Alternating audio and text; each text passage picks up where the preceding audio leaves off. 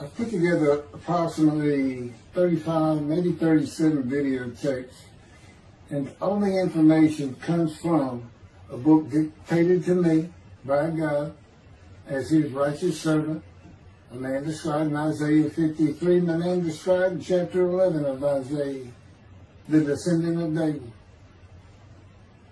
the twig from a shoot that grows out of the stump of Jesse, and it is a stump because of the vanished and failed ancestral tree of the kings of Judah, the line of Jesus. He cannot be the man of chapter 11. He's not the anointed one. He's not son of David. None of that's true. The other book, that book is called Isaiah 53, The Day of the Lord. And there's about 3 chapters in those particular videotapes that come from the second book that we wrote not too long ago. He dictated to me the story of my life. It's to show you how I fit the verses of Isaiah 53 with regard primarily to suffering, familiar with disease. So that would be wounded, and as it turns out, cancer. But the other words that you find in Isaiah 53, punishment, maltreatment, crushing, bruising, chastisement, okay, that is all in God's power. That's all in God's power, all those words. But the books are unpublished, shunned and despised, the kind of afflicted by God, plagued. Nobody understands it. This is so different than the Judaism the Jewish people have been taught. This Messianic era that will never occur. And we know it's not going to occur now once you believe who I am and how you cannot. After the mountain of evidence I have presented that is in those books, just as Moses today would have to say, well, look, I wrote Leviticus. You think I just came up with that? You think I just came up with all this information? That I know how God speaks through an angel and who that angel is? Moses walks by a burning bush that's not consumed. The angel of the Lord's in the bush and God speaks. I'm the one who explained that to you. I shouldn't have to go any further than that. God says the rabbis, the shepherds, they never listen to my prophet. They think they know everything. Well, I'm going to keep showing that they don't. This is primarily for the people who listen to them and not them. I don't expect them to ever respond. Because by responding, they have to say they've been wrong. Or that's just not what we believe. And so they won't change. The bottom line is they make money on it. That's the bottom line. God had me watch a video of Toby Singer just for this one purpose I'm about to tell you. He said, watch him raise his hand. He raises his hand to do his hair or rub his nose or something, and it's this big, fat gold watch. And this is how you know this is the God of old. He said, look at that. Look at that. I said, well, he does. He died. His skin died, scuba died. It might be a scuba watch. He said, that's no scuba watch. That's just a big, fat gold watch for everyone to see. And he makes his money on Isaiah 53. The guy said, at least that's how he really got going. I don't know. I know he has a radio show. But remember, I'm in the fire of refinement. Everything God does with me is to draw emotions, because I'm going to be emotionless once I get to Israel, for the most part. He'll let me feel what he wants me to feel. But nobody can get under my skin. You can't bother me. Even if I seem like I'm mad, it doesn't carry over to my insides. And I don't think about it any more than while I'm, as they would say today, on a rant, getting on somebody. But I bring his reckoning. I laugh. I tell him, you know what I am, don't you, guy? He said, I know you're a lot, man. I said, no, I'm the reckoning. And I am the wrath. That's what I am. You laugh. Holy Spirit, man. I said, you know, righteous servant, David the shepherd, Elijah, prophet like Moses. You know, I like wrath. What's his name? Wrath. What does he do? He's a reckoning. But anyway, I'm going to go through these early years of mine before God spoke to me. It's chapters 1 through 6. Chapter 7 is God speaks to an atheist, and I've already videotaped that. Walking with God, and something on visions and visuals. So the first chapter, this is what he told me to write down birth and tragedy. I was born in Bryan College Station, Texas on February. This shit's in from the Holy Spirit, yes. Like you couldn't ask me before, so yes.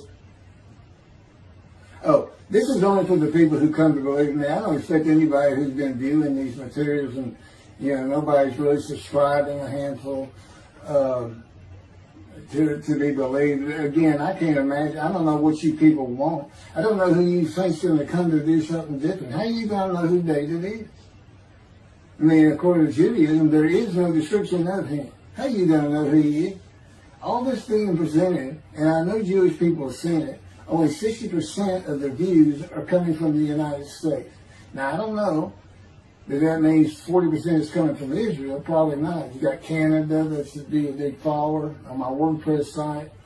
And really just all the countries of the world at one time or another have looked at some of this information as I wrote my blog, and the blogs became chapters. But I'm assuming some Jews have heard of what some man is saying he is Moshiach, and they're watching. Well, this is for those who come to believe, the people who want to be the witnesses, the many made righteous. By my knowledge, by the things I can tell you that God would have me say to you. So, you know, this might be bored to tears with others, but it does show suffering, pain, and emotional pain, my background, and just who I am. Not just some kook out here. You know, people say, well, he's hearing voices. Listen, I was a lawyer. I ain't even do criminal law. I've seen some of these people who hear voices. I promise you. You know that's a person who should be hearing voices when you just see them and watch them for a couple of minutes. That's not me. Excuse me. Okay, I was born in Bryan College Station, Texas on February 21st, 1957. And that's interesting because that's the year the first satellite went up. Russia sent up Sputnik, which was really 3 different satellites, and altogether they were called Sputnik. That is considered the dawning of the age of the internet. Now, I've asked God, how did you select me? How did I be blessed with this and learning all these things with this crazy life that I've had? And but he won't answer me. He's gone poker. This poker guy, he's not going to talk. It's not going to change expressions or anything, or me getting an impression that he is. And so I tried to come up with it on my own, and that is where I started. I said, because I know how important the internet is to this. It's the only way to get things worldwide, and all the teachings that have come through it. I didn't know, you know, I'm 63. I'm not like the young people who can just text messages without looking at them, and all that. But he's taught me everything. He taught me how to set up Facebook, Twitter, you name it. You know, he would just say, go to your computer, do this, do that. You know, commanded it and directed to become very good at the computer and, of course, word processing. You know, I'm a regular secretary, except I still henpeck with one finger. I used to. But God says that's to show you I have perfect use of this disfigured right arm. It just doesn't have muscle in it, and my shoulder's short. Anyway, I was born in Bryan College, and that's what Texas A&M University is. And my dad was attending Texas A&M when I was born. I graduated from there 22 years later, which is a story in and of itself. So I was born premature in the 7th month of my mom's pregnancy. I was born in February, and there were many complications. My parents were told I would not make it through the night, and they should just take me home. Mind you, this was 63 years ago. The biggest problem was that my insides had not fully formed, and it was impossible for me to take milk. Mammy, my great-grandmother, told my parents, boil rice. Feed him the rice water. It's got all kinds of nutrients and minerals in it. Dad says he threw out a mountain of rice those first few months. And it would not be my last encounter with death. So my dad graduated and we moved to Metairie, Louisiana. And his first job is an oil and gas geologist. He looks for oil and tries to sell deals to people who can raise money to drill. He gets money up front and a percentage of production once they get their money back. That's what he's done his whole life. And I became, as a lawyer, I became board certified specialist in oil, gas, and mineral law because I had found it so interesting. As a young boy, I became interested. But he rarely had time for us. The other part, I said, okay, well, I was born with the dawning of the internet, so he's got a selection process for 57. And I come from a dysfunctional family. Lots of drinkers, lots of fighters. And on my mom, her grandfather committed suicide. It's tragedy. Earth and tragedy. In the Great Depression, he lost everything. He owned land in what is now downtown Dallas. But then when she was about 4 or 5, her mother went down to the market square in Crockett, Texas, small East Texas town. Everybody has their courthouse in the center of town, and there's streets on either side with stores. She went to the hardware store and purchased rat poison. She hadn't gotten hardly out the door when she opened it and took it herself. Died right there on Main Street in the middle of the day in a little small town. I don't know how long that would have been. My mom's 85 or 6. She was 4 or 5, almost 80 years ago. So I'm sure it was quite an event. And her dad took her and her sister's about 2 years older, to Metairie, and not Metairie, to someplace in Louisiana. But could have been Baton Rouge. And her father became a elevator operator. And you can still find this in Houston when I was at law school. I went to law school downtown Houston, but South Texas College of Law. And at the courthouse, they would have somebody sitting in there on a little stool and with a lever and take you up or down, take everybody up or down. With all the lawyers coming in for the court cases, it was packed. I'm sure they've done away with it by now. But that's what he did. And they found him one day or night. He had taken out a pistol, he shot himself in the head and killed himself. So now she had suicides on both sides of the family. And her father's brother took the 2 girls in. He actually adopted them. And she was about 10 or so, I believe. She's with him out in some shack in East Texas. And, there's not even phone in this place. And he took a shotgun. And I'm sure he'd been drinking there, all known for it. And blew his head off right in front of her. I mean, that's all the circumstances I know about it. It doesn't sound like a good scene at all. But it scarred her for life. Okay, we've been taking care of her from the get-go. My father amazes me to no end. What he has done to care for her. See, they knew that was his sweetheart. Eventually, now at 10 years old. That's who he married. And they're both from Crockett, Texas. Small town people. I still take care of them. They've taken care of me for 10 years. God took me from society. He made me quit law. terminate my law license in Hawaii and Texas, and took me into poverty. I've been in poverty for 13 years until I just now filed for Social Security early.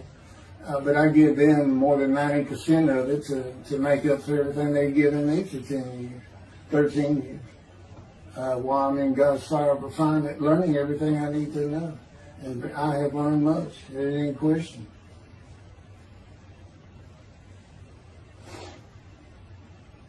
So anyway, there's 3 suicides. There's 4 suicides right there. So it's a family of tragedy. You know, it's a tragedy of losing your entire family in the Holocaust, and you're the only one left. It's not like that. But God says, I just got things as close as I could. He says, I touched you in the womb to disfigure you, really for just one reason. Well, 2 reasons. One, it makes you identifiable. But it was so people would pick on you. I wanted people picking on you because that's what happens to young Jewish boys. Just for being Jewish, just for having a disfigurement. People will pick on you. I told him, friends, I don't even really recall many people saying anything to me. He said, that's because you look like you crawl all over them. They did. And I did. I was always just say something, anything. It's just the way I was just angry inside. And God's taken all that away. But I can still go on a good rant. But, and then my mother in the 60s, young people may not know this, that's when, you know, the Woodstock and marijuana, LSD, everything started getting big. And at the same time, doctors were just handing out pills left and right. Valium, painkillers, Percocets, you know, just asking for it. They were writing scripts. And I know today they put a lockdown on that, but she got heavy into it and drunk all the time. I had to come from school and stay with her, and she became such a different animal, a different person when she drank. She became a little girl. You know, and having your mom act like that and slobbering and, you know, going there to be Valium dripping out of her mouth with a bottle of booze by her. So it was an ugly scene. And so I came from a dysfunctional family, so I think God wanted that. And He's there with me from my first year to make sure that I live a life of suffering. He orchestrated many of my wounds. And He's taken me back in visions to see these things.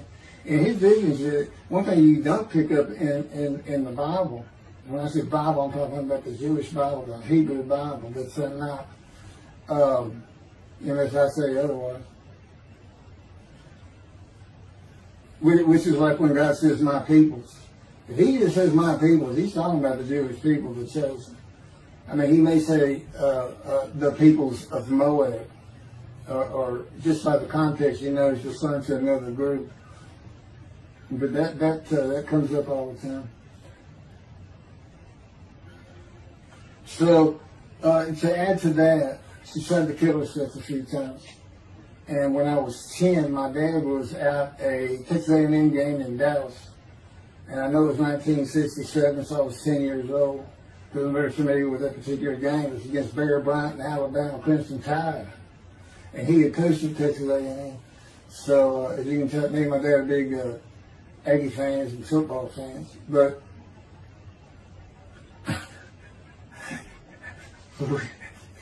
I had been sure we'd be able to see those games in Israel. Somehow my paycheck was like, he said, we'll get it. That's the Holy Spirit. We'll get it. I said, he's so funny.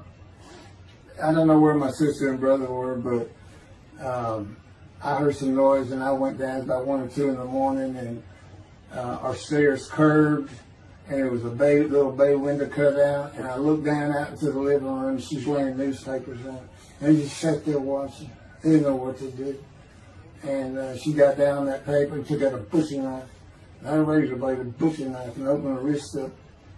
And this happened again years later when I was in high school. She opened her elbow up, and that was god awful. I don't know. But before she bled out, my dad opened that door. I sometimes think she knew he was going to be there soon, would probably save her. But it didn't look good, and I hated myself for not doing something. Maybe that's why I was so angry. Anyway, because I didn't do anything, I just sat there. I couldn't move. I don't know. I don't even know what I was really thinking, really. But I can't. What it did is it told me how much her uncle blowing his head off must have done to her. That must have really hit you. I had nightmares my whole life, but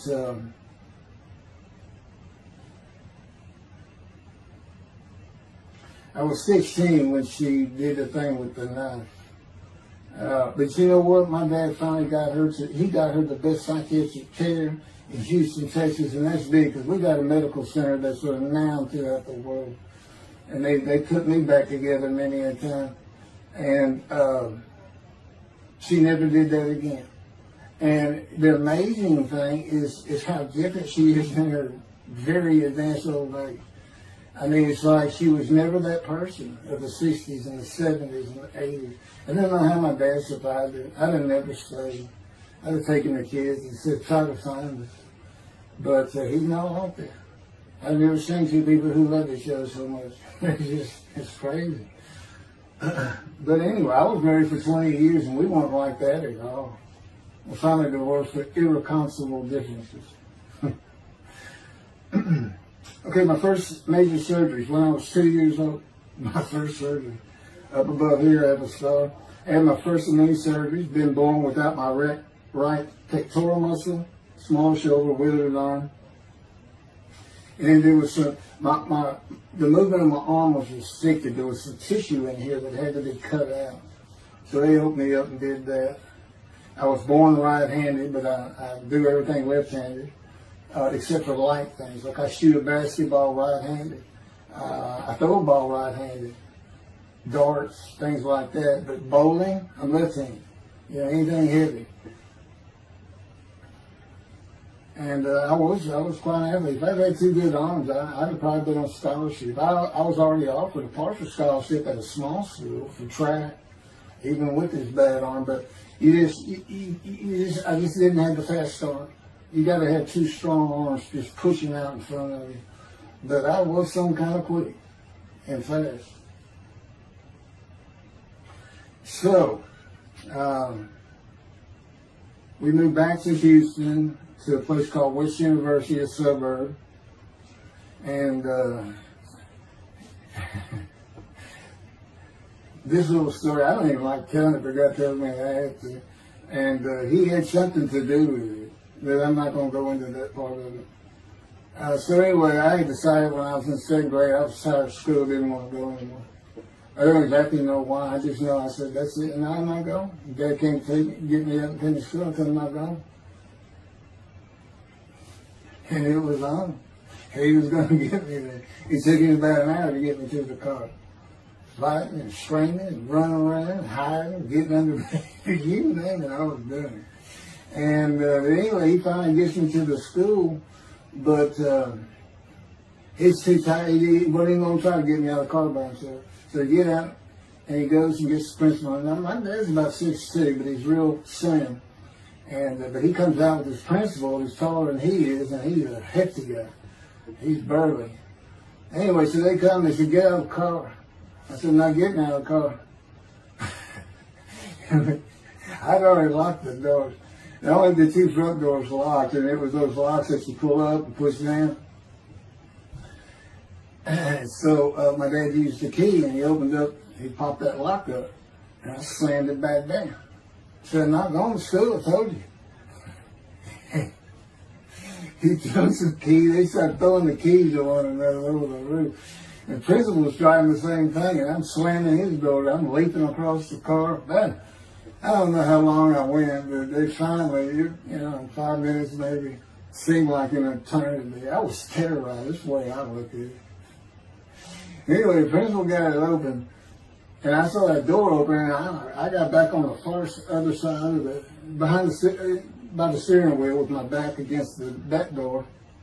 And I curled up like a ball, had my knees on my chest. And he reached in to get me, and I unleashed on him, kicking him in the face with everything I had. He broke his glasses, and his orbital bone got shattered. So, That wasn't my first principal either. There's another one. So, but anyway, so they carried me in, and it was very embarrassing, just crying. But again, funny thing, nobody, because I stayed with this same group for 9 years, going to Western University and the junior high there that you go to. Nobody ever said anything to me about it. And I knew some of those kids that were in that class.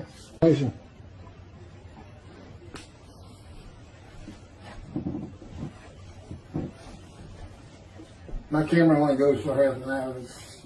I can see on the screen that I had point towards me that when it runs out and I have to turn it off and turn it back on. But anyway, that ended my fight with my first principal.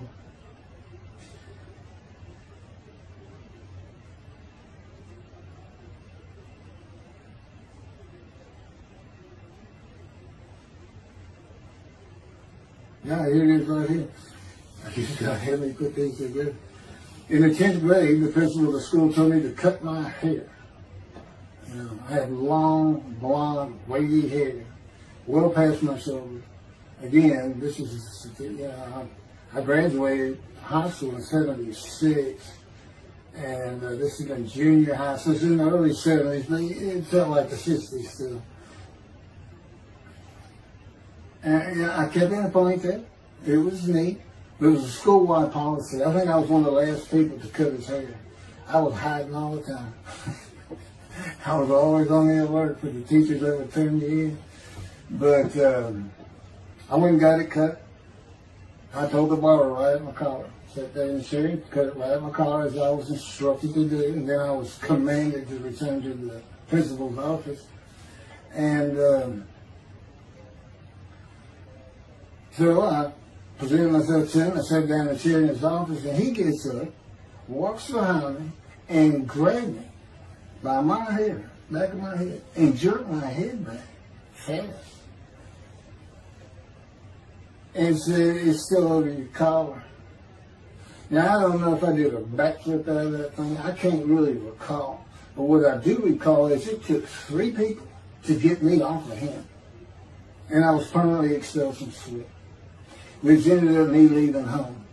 It wasn't a runaway. I'm just out of here. I'm tired of everything and everybody. I ain't going to school ever again. Hate school always there. That was me. Yeah, they had to pull me off of him. I understand through a friend of mine, he said, "You know, my brother went to that school. He has some stories about that guy." So I said, "It wasn't me, it was him." Second major surgery came when I was 12 years old to try and repair my right knee and just below it. I was running full speed in a field. High grass and weeds with a family dog. And God says he had something to do with what the dog did. For no apparent reason, just suddenly he was running at my side. And he just bolted, he just shot going straight to the heart of the left and went right between my legs. I go sailing in the air, and I came down on my knee. Except my right knee came down on a broken Coke bottle, Coca-Cola. And they used some thick glass back then. It was stuck nose down, way down. It was all broken up, but it was the bottom all jagged at my knee. Just, you know, they said it went to the other side of your knee. They said, "You got that whole field in your knee." But when I got to the hospital, I sat there for a long time. The first doctor came in and just told my mom, "Right in front of me, you know, I'm in the room, y'all." He said, I can't repair it. It's not repairable. We want to take it off. You can't use it."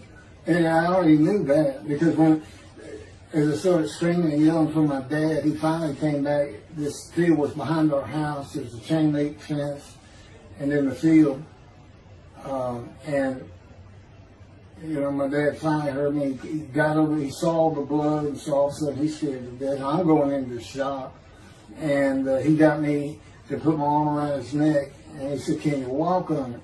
And I tried, and it just collapsed. It was useless. It was, you know, it was awful. And then I had to climb over that fence. And my mom was going crazy and screaming and crying. And he had to go take care of her. I'm sitting in his bathroom, my leg all opened up, and I'm just getting sicker and sicker, nauseated, scared. I was a cripple. And but anyway, they get me down to the hospital. And just, like I said, the first doctor just like, we don't know what to do. And just right then, and God said he knew he was going to be there. This doctor walks by, and my mom recognized me. And she goes, Dr. Kane. And she runs out the door. Well, this is Dr. Kane. Her mammy that I mentioned earlier, in her old age, very old, maybe been in her 90s, I don't know, late 80s, but living with her sister, broke her hip. And this doctor repaired it. This is a long time ago, people. Repaired it, and she actually walked again with a walker. I remember. But that's who this doctor was. And she said, my son, they're going to take his leg out. You've got to come look at it. And this Dr. King actually became the medical doctor for the Houston Oilers. He repaired many in the before and after me. I guess that's what he specialized in. But he was at the hospital just to do rounds. He wasn't dressed for surgery or anything. But he came in that room, and I mean, he was livid when he looked at my knee and knew how I'd been there for like 5 hours at this time. And he just started barking orders about getting me prepped for surgery, and he takes off to go get prepped. And they literally ran me down to surgery in a gun. I mean, they were trying. This kind of fear he put in everybody. Anyway, I was in the hospital for weeks, and I woke up with my leg. I was glad of that. But I had a cast from my hip to my ankle. And he told me, when I finally was being released, he said, if you put any weight on that leg, you'll never walk again. So, I can't remember, 6 weeks. I don't know how long it was that I had that cast on. It wasn't my first cast, it wasn't my last. Or maybe it was my first. Maybe it wasn't my last. That's another story. We're not getting very far. There's 6 chapters. I'm barely getting through the first one. But what I'll do is I'll just do 6, just like I did with Isaiah 53. I did 6 or 7 videos, 7 I thought. But then I joined them all together and put it as one video, the definitive commentary of Isaiah 53, which comes straight from God, by the way. I mean, you can contest what I'm saying all you want, but it makes perfect sense. For the first time, Isaiah 53 is explained. And how did I become the smartest religious Jew in the world who can see that? And what the wounding and the punishment, everything's about, and how it's really, in some ways, a snare for the Gentiles for the day of the Lord. Because he knows he can take me and just decimate any argument they want to put forth. You know, in particular, I'm blemished. I'm the Antichrist. In that I am the exact opposite of Jesus Christ. Okay, he's so smart, he was keeping the synagogue at 12. Supposedly he was a perfect, beautiful man. I'm disfigured.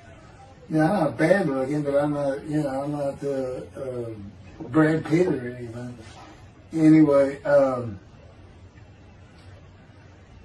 and sinner, I wasn't a habitual sinner. I was a good person. I was good to other people. I was very compassionate. I said there was already a lot of humble in me. I didn't laud myself and the things I could do over others. Like being the fastest guy on top 5 at school and the fastest in the neighborhood. I didn't brag on myself. But as he took me back through my life and informed me when things were sin, it just seems like I touched on all of it. And if murder in your heart is actually committing that sin, as the Christians say, I don't really go with that, but then there's really not much I've missed. So I'm a sinner. And, Jesus can say, well, I'm a sinner too. I lied. All you got to do is read the scripture in the Gospels. You see where I'm lying. That's easy. And I came from the banished line.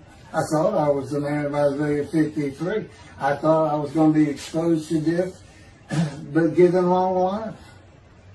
This is what he would tell you if he was here. He said, but you know what happened? They crucified me. And on the cross, I realized I'm not that man. This isn't exposure to death. This was like a sure thing. Father, Father, Father, why have you forsaken me? That's Jesus Christ saying, I'm not the man of Isaiah 53, and I just figured it out. That's what that is. Ask God sometimes, you sure you didn't have that written? Why on earth would they write that down? They forget about it. We people just thinking me. That's what it's about, Christians. They got their way. They can explain that being counted a sinner means he got crucified with the sinner beside him being crucified on each side, left and right. So there's three of them, so he's counted a sinner. Okay. You know, it's supposed to be the scripture. Hopefully it'll find the person to do. You might tell Judaism the same thing. You know, this is to find somebody. It's not the people of Israel. They're all kinds of people. Now we're looking for a God, so God can have a Moses. Why? We have a new covenant. Why? It's the day of the Lord. Why? Jeremiah says so. That's why. It's so easy. The lamb blooms again. Okay, and he's coming to friendship with the temple. So the lamb blooms again at a time when there's no temple. Jerusalem's going to be rebuilt. It's a metropolitan today. This is no Jerusalem of antiquity. The old city might be too big. And I'll make a new covenant with you. I will forgive all your sins and remember them no more. That will cause Torah to be written on your heart. It's a metaphor. When did he do this before? Oh, that's right. Assyrian Babylon exiles. Isaiah was right before. God said, I forgive your sins, remember them no more. They became a holy city. What did they do? They did the second temple. What are we missing? The third temple. This is so easy. So it is the day of the Lord. There's any question of that. I'm just telling you it started with the Russians. So they stuck me. Hello, Russians. And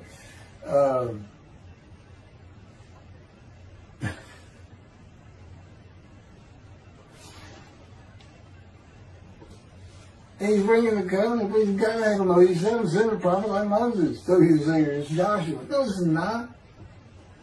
I'm leaving today, the day of the Lord. And guess what? He gives us a description of him. He knows this is a time of secularism, reliance on science and medicine and doctors. And you got so many more people who the only book out there is not the Hebrew Bible. There's a lot more books in it. You know, there's all kinds of distractions, television, cell phones, computers. You know, back then, you know, you just sat around and said, what do you think God's doing? I don't know. Wish he'd send some rain. You know, it's just, I said it's easier to get them back then. But here it is. It's here. And God said, you see why I put shunning and despise in there?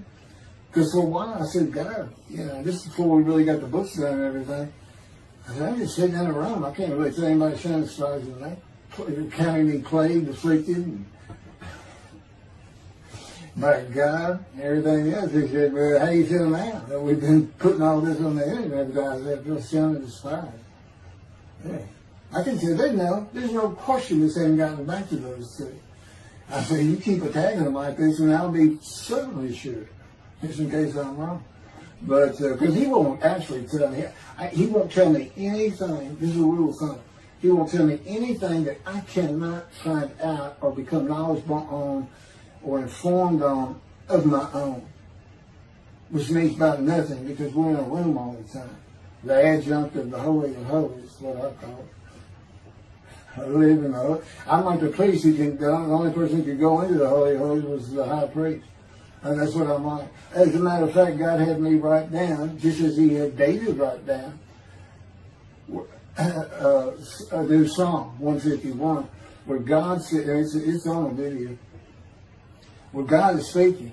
Where the Lord came to me and God said, quote, and within that, he says that he declared me. We actually used the psalm where he declares it for David. He declared me an eternal priest in the order of Moshiach and King David. and a rightful king, small k, and a rightful king.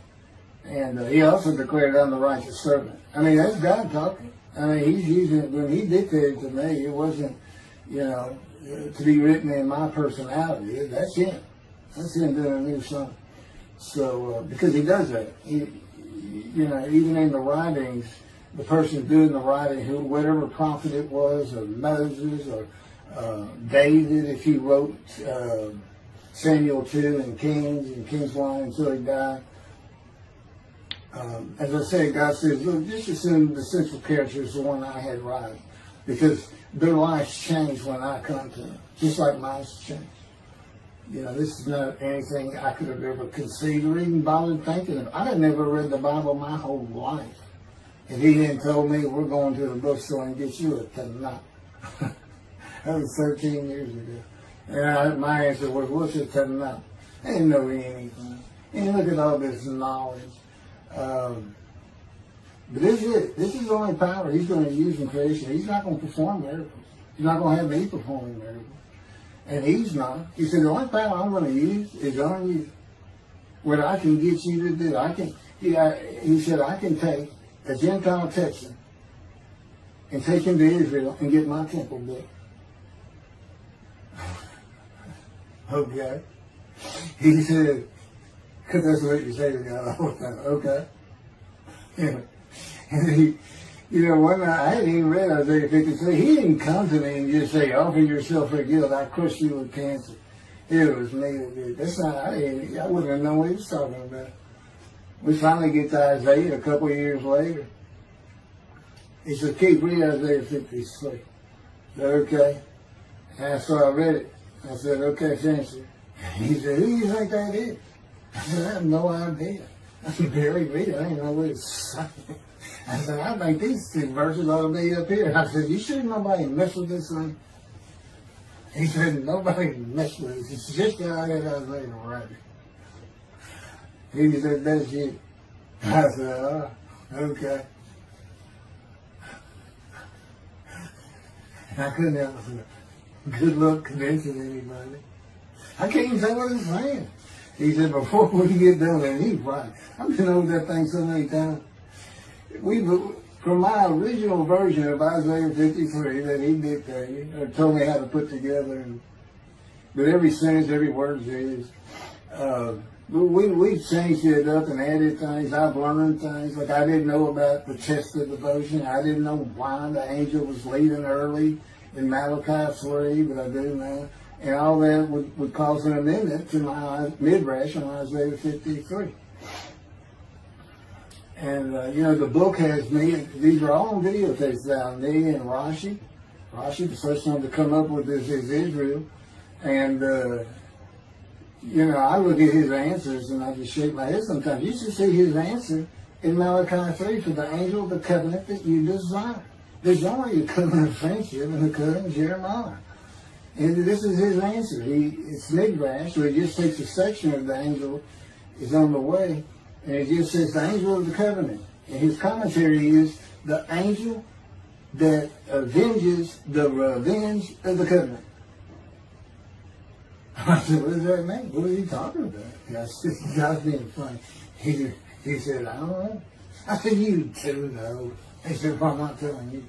So, God likes to feel as though he's laughing. He doesn't actually laugh. He sends me a perception every day. Or he uses me to laugh. I've mentioned that in a video. Because he can't. He controls my words.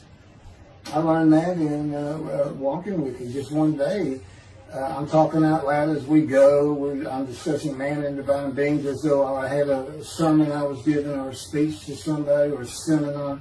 And I'm rolling, and I can tell he is really making this thing rock. He's taking it from here to here to here. And we're going. And I'm going. And all of a sudden, I use a word or a couple words that I simply don't use. And they're not what my mind was even thinking of. They just came out. And I just stopped. I said, did you do that? I didn't even say, hey, did you just make me say these two words? Because I knew he knew.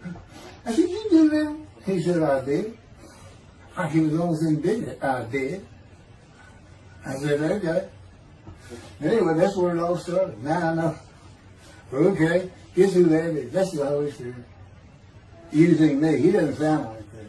But he'll use words like that. So he's getting bored. They like to cut. Let me just say this. This is part of God you don't know. It's not all the time. It's some of the times we do tend to get kind of silly in here. But, you know, they do things after a while. I'm like, you know, I feel like a kindergarten teacher, and I got two of those kids that you just shake your head at. She said, this is a handful. These two, nothing but trouble. Always fooling around, looking for a laugh. And the Spirit's always working in heaven, that's God's laugh, as it were. Again, he doesn't actually laugh. It's a perception that's his emotion. If God has any emotions left, because worrying about other people's pain is not one of them. He made that clear to me. I don't care about your pain. And just saying it makes you mad. He said, see, draw anger. And he do this so many times over and over. He said, this is easy because now it irritates the fire out of it. He just started. I said, how do y'all keep doing this? And one day I told him, I said, I got it. Which means it actually came from them. I got it. You never grew up. You never got sent to your room. You never had to climb that mountain to achieve something. Put yourself out there, man. Nobody's ever whooped you. He said, I said, that's what it is. You never grew up. That's what it is. Yeah, I'm dealing with the child guy. That's what I'm dealing with. Having an argument. Then he came down as mean, very serious, mature guy. And I didn't bring that argument up anymore. But that's how it gets with me sometimes. It's an incredible lot. For me, I'm not going to get to him. I get to him at the end. I'm getting close to when I got shot. I thought that was a new chapter. Oh, it's not. Well, I'm going to put it, this is getting long. And anything over half an hour, we try to stop. Now, my Isaiah 53 is 5 hours. But, yeah, you have to watch it all at one time, of course. He doesn't hardly let me watch it. Yeah, I don't even watch them before they get posted. He said, no, you watch it later. Because it comes on the TV that he got me. And I didn't know at the time it was going to be, you know, that he was serious about doing videos. And I certainly didn't know about making it a backdrop. He decides everything. You know, he tells me when to eat, when to get up. I don't sleep hardly at all, 2 or 3 hours a night, and sometimes less, and take a half hour nap sometimes. But I found out I feel fresh. You know, I don't need that much sleep. He said, you're not really doing anything. Why do you need a lot of sleep? And see, that used to make me mad. Now I just laugh at it. Thank you very much for listening. I'll pick this back up on another video, and eventually I'll put these first 6 chapters, just like I did Isaiah 53, because it's a book that he dictated to me. I can't get it published. I'm going to put it on YouTube. That's why I'm reading it. And as I said, if you don't want to listen to it, don't listen to it. But the information that's in these books and in those videos is, that's my proof. And quite frankly, God says, if that's not enough for them, well, that's just too bad. Utter destruction is what they end up getting. They better learn how to listen to the prophet. See, it's no different than the people back then. You'll say, well, why didn't they listen to Isaiah? Why didn't they listen to Ezekiel? Why didn't they? They laughed at Ezekiel. That's what Rashi says in his commentary. I didn't know it was laughing at him, but just ignored him. Yeah, everybody thinks they know it.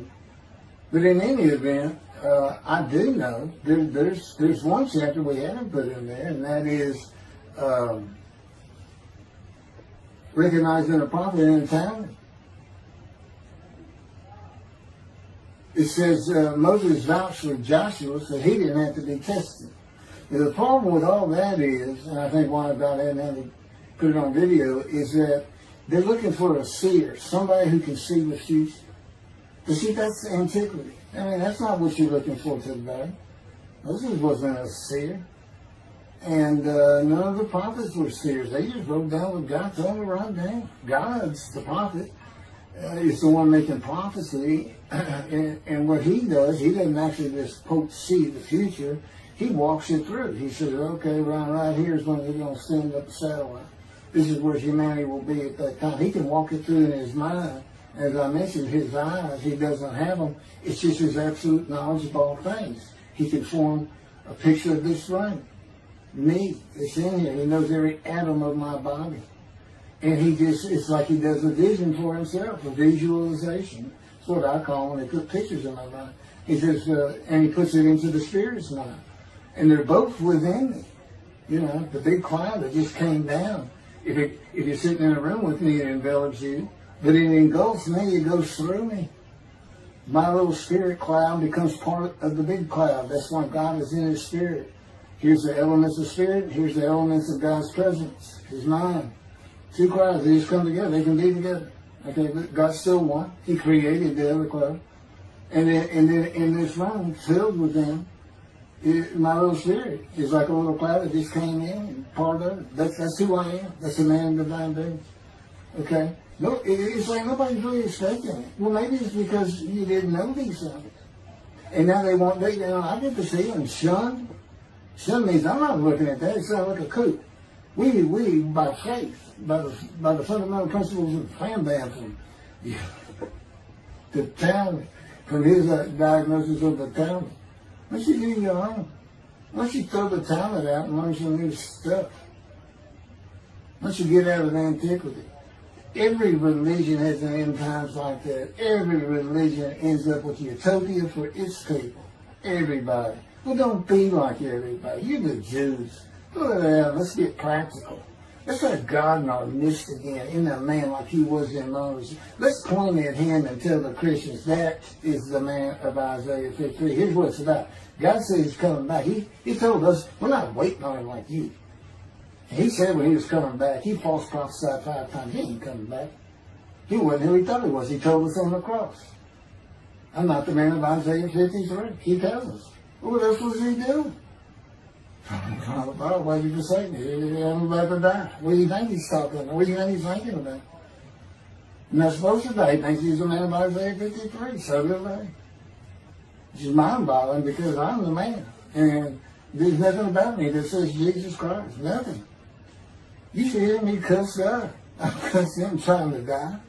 I've begged for death 1,000 times. He said, it's not been 1,000 times. I said, it's been hundreds. He said, well, that's true. You have cursed me more than any man in the history of mankind. And he said, and you did it face to face. And I said, you shouldn't make me so mad. He laughed, y'all. He laughed. When I'm cussing him, he did make somebody, and oh, you're kidding, that's the way. He gave me his perspective. This is what I did. He said, Keith, imagine you created ants. And ants are living beings. In other words, they can think and they have emotion. Okay, you get a great big ant farm over here in the room. Okay, you decide you're going to get one ant to get all the other ants to do stuff. But you got to get him ready. And you get him ready the way I'm getting you ready.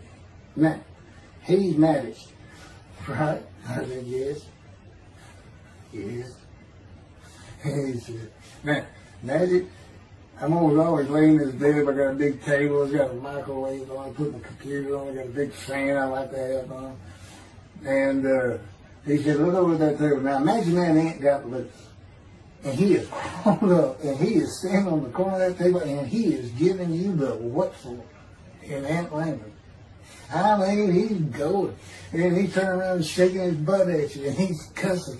And all this. And all you got to do is go bump. And he's gone. I think that's funny. And it is. And that's how that's what it does to him with me. You know, the spirit wild me up. I call him the troublemaker. Trouble. He's so funny. But God's so humorous. There's a difference in their humor. Okay, I'm told that does wrap it up. I'm going to pick up a gunshot. I guess it was forcing the accent to my knee. They ended up opening me up in between my breast and my pelvic bone, and now it's been 3 times.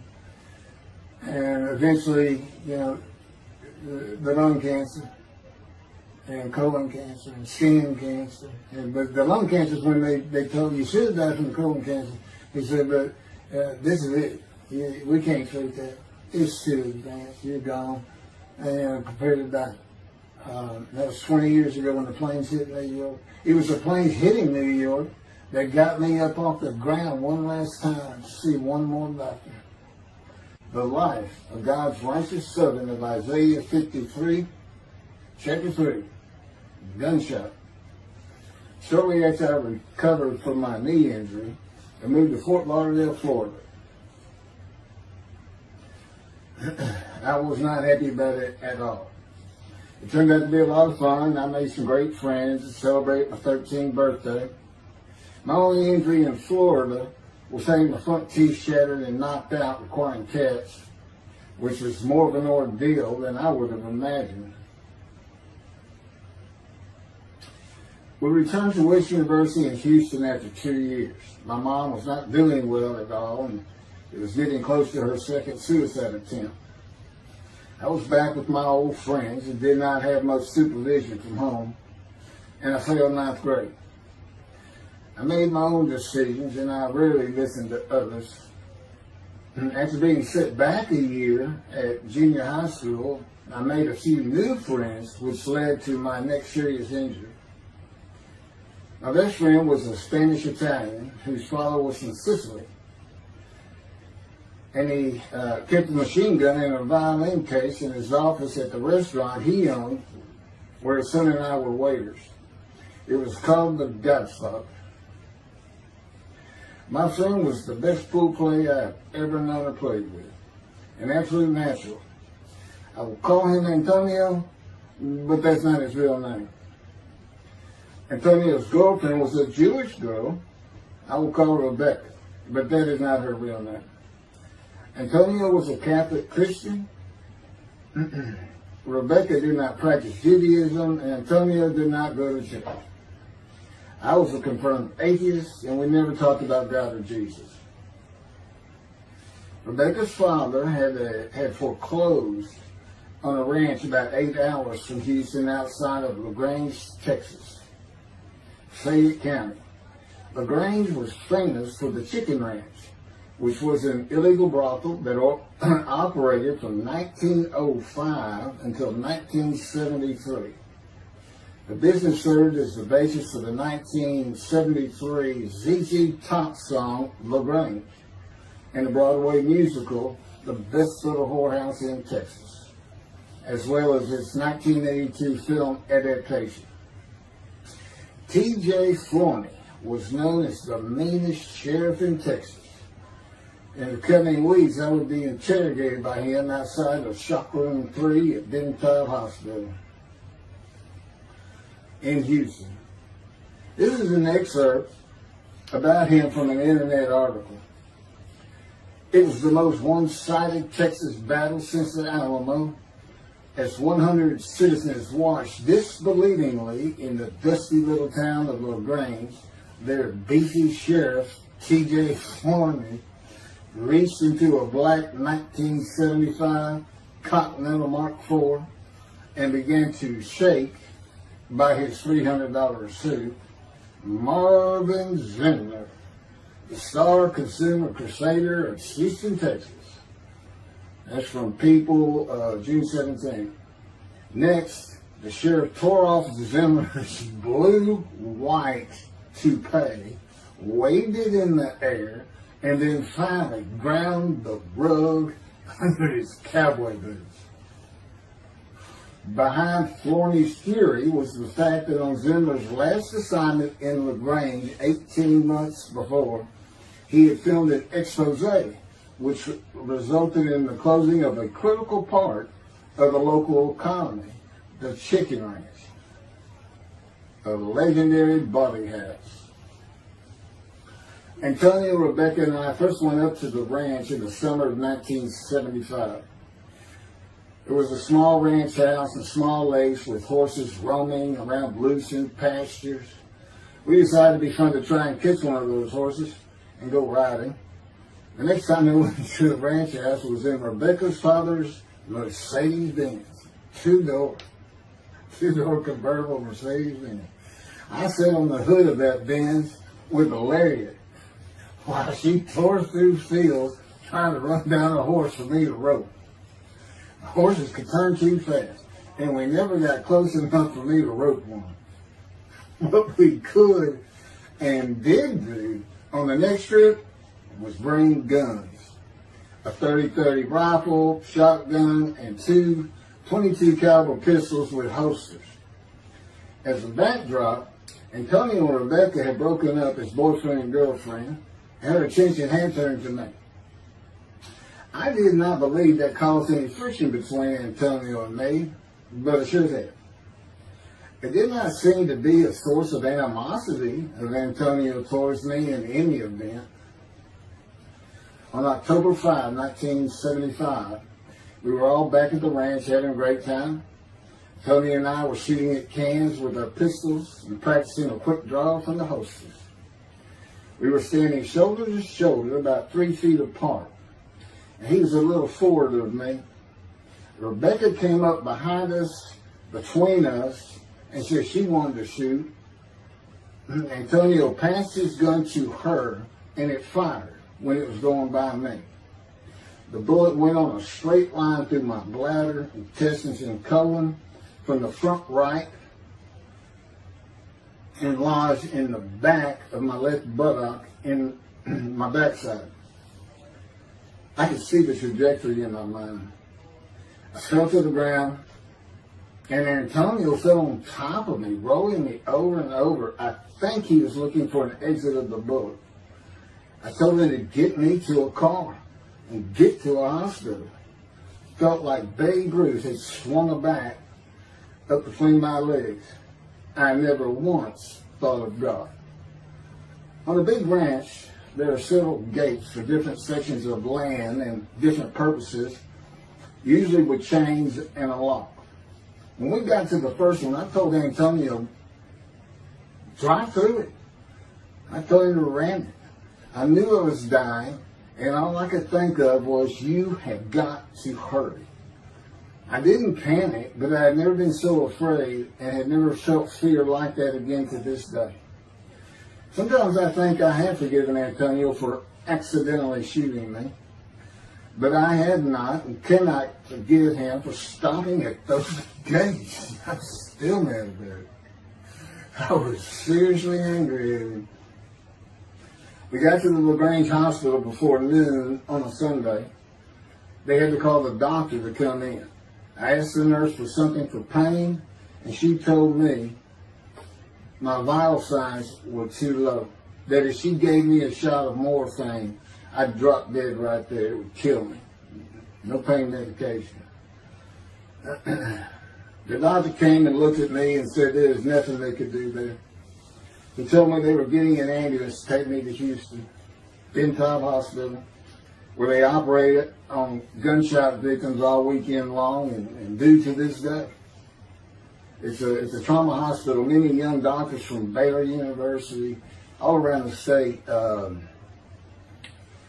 It's the high desirable place to be because you're cutting all. If you want to be a surgeon, you're cutting all day long.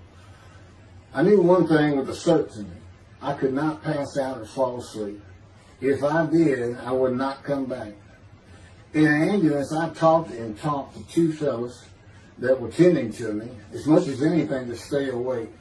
I asked them such things as what it was like to be married, graduate high school, have a career job, but my mind repeated over and over, you have got to hurry.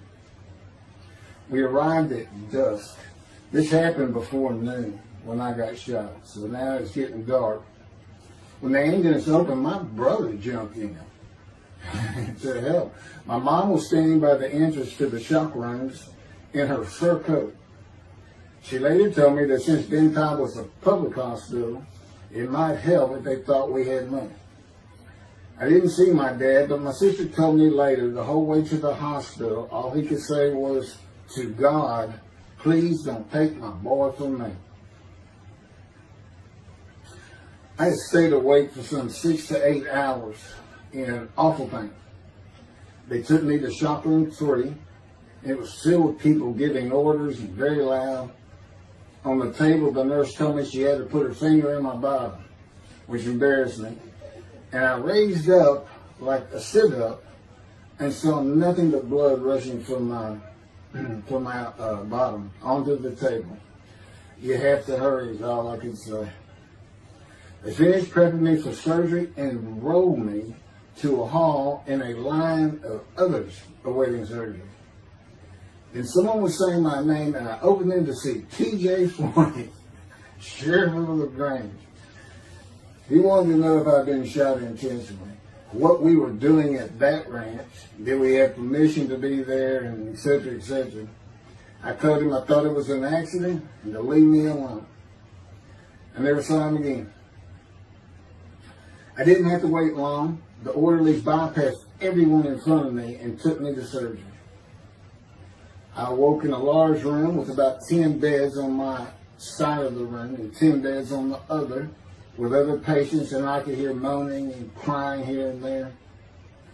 It took a few moments to remember what had happened and why I was in there. I fell back asleep, and when I awoke, my dad was telling me he would have me out of there into a private hospital as soon as possible. It was the next day when they transferred me to the Methodist Hospital in the medical center, where they had operated on my knee, and I had spent weeks there. I had a hose with a bag coming from my bladder and a colostomy, an opening called the stoma, which is your intestine on the outside of your abdomen, with a bag over it for going to the bathroom. I was out of danger from dying, but still very weak, and I needed to gain some weight. The track team was already getting together, running distance and cross-country workouts provided by the coach, preparing for track meets in the following school semester. I lived about a half mile from the high school. The day I got home, I walked to look at the track. It did not seem possible I could get back in shape. I was afraid to cross the roads to the school. I could not even trot to get out of the way if a car came my way. My insides felt like jelly, and I had been warned that too much physical exertion in the first 10 days could cause a stomal hernia, and my intestines to start extending from my body. I was homeschooled for the rest of the semester by a private volunteer tutor, and passed classes I probably would have failed. The beauty of that gunshot was that it changed me. I was never going to graduate high school, having failed so many classes. So I set up night school classes for the next and my last semester of high school. I was 18, soon to be 19, and a senior.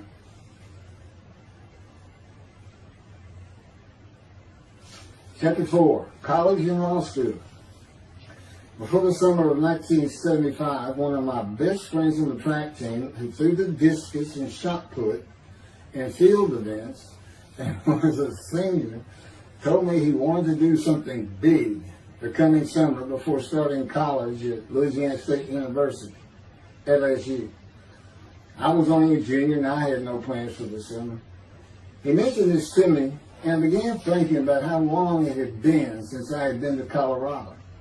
My father, who had really good years and many so-so years, depending on how the oil and gas industry was doing. And when I was in junior high school, he had sold some prospects, had completed a few wells, and had purchased a condominium in Pagosa Springs near Durango, Colorado. My friend's name was Keith Miller, and I called him Miller. He had given me the name of Say Babe. At one of our night track meets, I was running the 330-yard low hurdles, and the last turn was behind bleachers where the officials lost sight of us for a few moments. A runner to my left veered out of his lane into mine and took my hurdle, and I had to slow down and go around it, yelling, "Hey man, that's my hurdle." I wasn't happy. I do not remember how Miller knew what I had yelled, but he was probably on the football field inside the track working on shot putting biscuits, watching me run and hurting me. I did not really know him very well at this time, other than he was a popular senior who knew everyone, in stark contrast to me. On the following Monday, I was walking down the halls between classes, and coming in the other direction was Miller, though I did not see him. Then as he was passing me, in a loud voice, loud enough for everyone in the entire hall to hear, I hear, "Say, babe, that's my hurt." Hence, say, babe. That began a really good and fun friendship, and I got to know the class I should have been in if I had not failed ninth grade. And because I was Miller's friend, I was immediately accepted by anyone he introduced me to. I found out about 40 years later on Facebook. I looked him up and we friended that he's Jewish, and particularly because of his brother. He's got an older brother, and they look just alike. Live up in Oregon. But I did not know that. It's not something we ever talked about. Just didn't think about it. I'm sure he wasn't observant at the time. I told Miller about my dad's condo and suggested we plan a trip up there, backpacking the Womanichi wilderness of the San Juan National Forest. I had hiked there while in junior high school with a friend and his little brother. I had a driver's license in my second year in the ninth grade. The prominent 13,000-foot peak is 10.7 miles from the town of Silverton, which began as a silver mining camp in 1873, and that is where I plan to take Miller.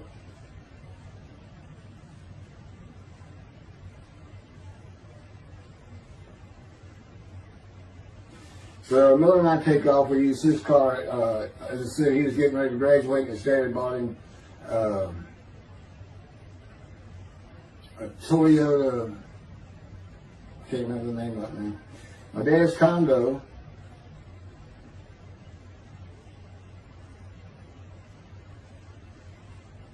was about 60 miles from Durango, where a train depot is located that runs a train to the Womanichi Wilderness to Silverton. The train is an authentic, narrow-gauge, steam-powered, coal-fired, scenic railroad train ranked one of the top 10 scenic railroads in the world. It's something else. It stops twice in the same places to let off and pick up hikers and backpackers in the Essenes Canyon of the Womanichi. At top speed of 18 miles per hour, it takes the train 3.5 hours to travel the 45 miles from Durango to Silverton. Oh, here it is. Miller had a new Toyota Celica. And after a day and late into the night, we made to Pagosa, slept, and we're at the train station before the first departure the next day. I don't know what the problem was, but the train was not going to run that day.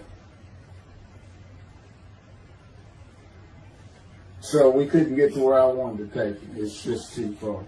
We decided to get a hotel in Durango and just head down the train tracks into the wilderness and explore an area I had never seen in with the maps. We got lost. And at one point we decided, let's just put these backpacks down and you go that way and I'll go this way. Well, we did that. We met back up and then we couldn't find a backpack. And we did finally find them. We slept that night, and we had a big black bear episode because we had left some food out on the ground, which we shouldn't have done. And but anyway, we ended up making it back, and we had one of the best party nights I've ever had in my life. We hit the main street in Durango, which is a tourist hotspot, and we hit every single bar. You could drink at 18 back then. It wasn't 21 as it is today. And we did. We made sure. It was like a go. Okay, so every one of them had at least one drink. Shot of whiskey, Boilermaker, beer, whatever. I can't really recall other than that. I knew I had been drinking the night before when I woke up. But we did. We hit both sides of the street. I don't know how long it took us and how many drinks we had, but we just had a lot of fun.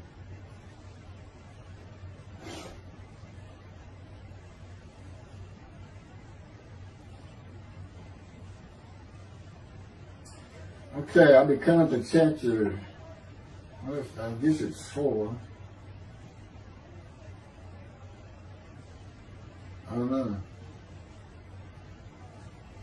I thought I was coming up to the cancer story, but this is different. This is getting into alterations while at school.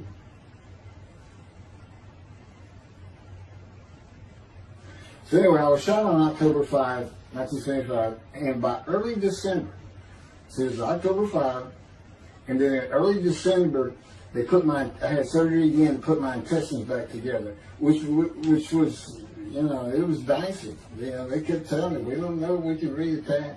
You know, there's people like Bob Hope lived his whole life with one of these stonal deals. And it's just a horrible thing. It was successful. They put it back together, and they removed my bladder tube. The girl next door, who I had never talked to other than to say hey or hello, and who also went to high school with me, had been coming over daily, and she agreed to be my girlfriend when I asked her a few months later. I did my night school and graduated last in my class, or close to it, of over 400 people.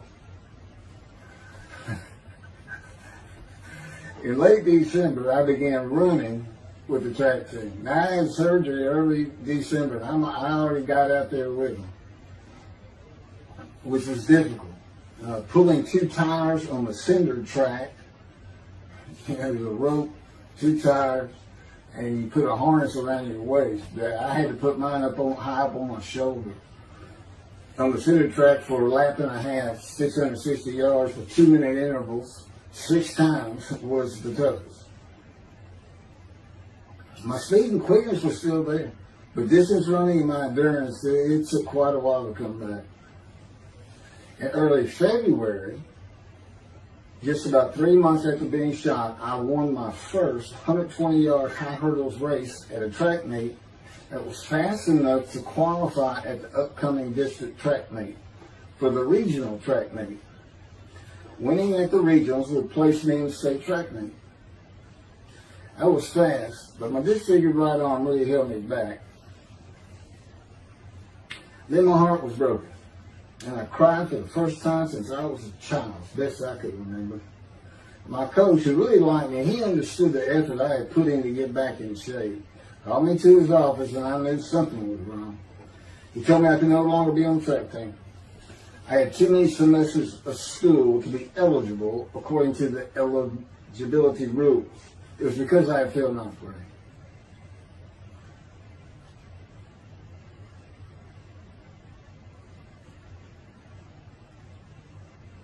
And of course, I had no one to blame but myself. Skipping school all the time, just not trying or caring about learning was why I failed. I was not lacking in intelligence and common sense, as many people thought of me. I could and often did read a complete science fiction paperback book during the school day. One day. I'd get them from my brother. I just sat in the back of each class and read my book, and the teachers always left me alone. I also was suspended from school a couple of times for fighting. First fight was in the gym in the bleachers, with the principal on the floor telling us the do's and don'ts for the second semester of the 10th grade. This is 2 years before I was shot. I found out he already knew me by name, and I had never talked to him. The second fight was with the same guy, but this time we took it across the street from the school. He had about 10 of his friends, and I, being pretty much a loner, I had none. They were African American, bused into school from neighborhoods far away. And I just didn't understand them, or know why they even talked to me with words I did not get, like word, or say, man, can I hold $1?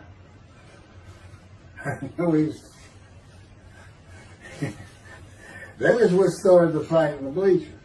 I hear from behind me and one stood to my left saying, "Man, can I hold a quarter?" I turned around and just looked at him. And Johnny said, "I did not have a quarter."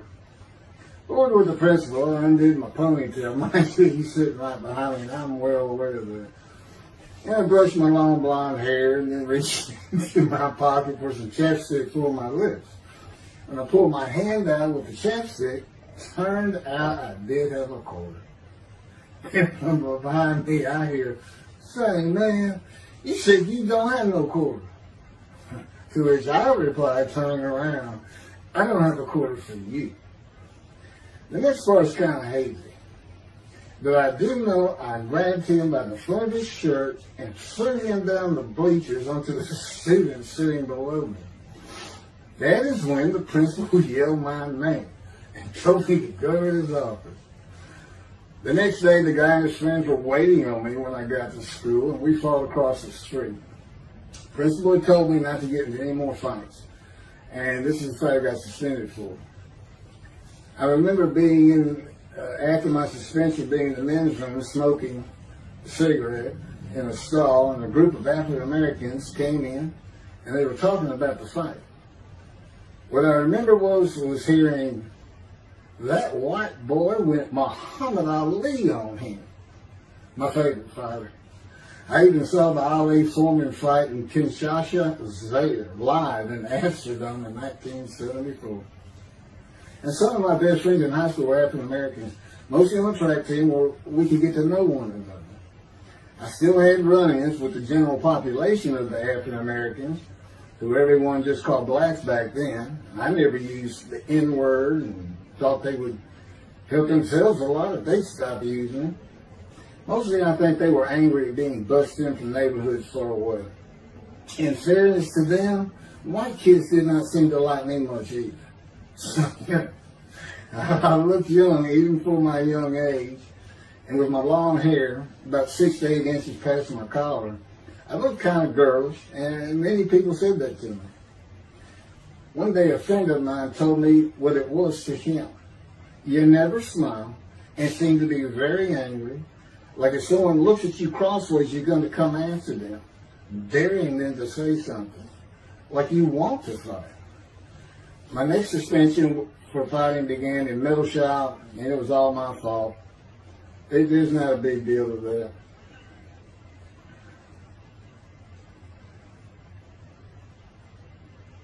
The last fight I was ever in came right before I was gunshot at the ranch. The accident really changed me and the way I looked at life. I never got in another fight after I got shot. It took some of the fire out of me.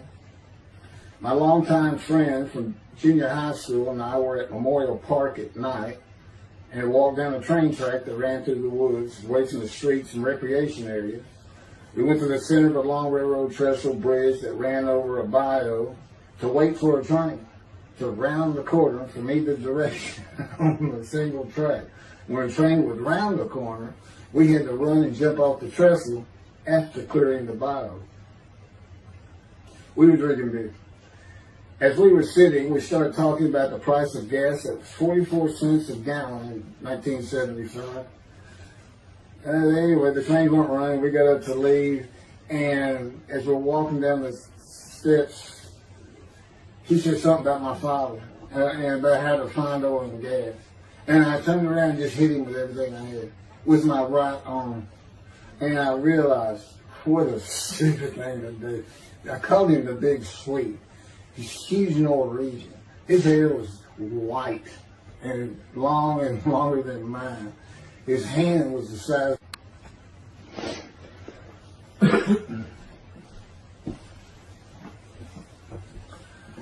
And I had nowhere to run. That was the really dumb part of it. I mean, I couldn't move. I couldn't use my quickness. I couldn't box as I had with the fellow across the street. And he just took one big thing. He's very athletic. Coaches all wanted him on the high school team, but he didn't want to. Football team. And but anyway, he hit me just one time. That was the whole fight. It was just two hits. My measly hit with my right arm. I let it fast, And I hit him where I wanted to hit him. Well, I say that. I didn't even think about it. But he just about knocked me senseless. I mean, I saw it red. And so anyway, that was it for our friendship. We just, although after I got shot, he and I got back together a little bit, but by that time I had met Denise next door, and I wasn't going to be going out drinking beer at the festival anymore. I was going to get serious, and that's when I set up my night classes and everything. It was a big sleeve.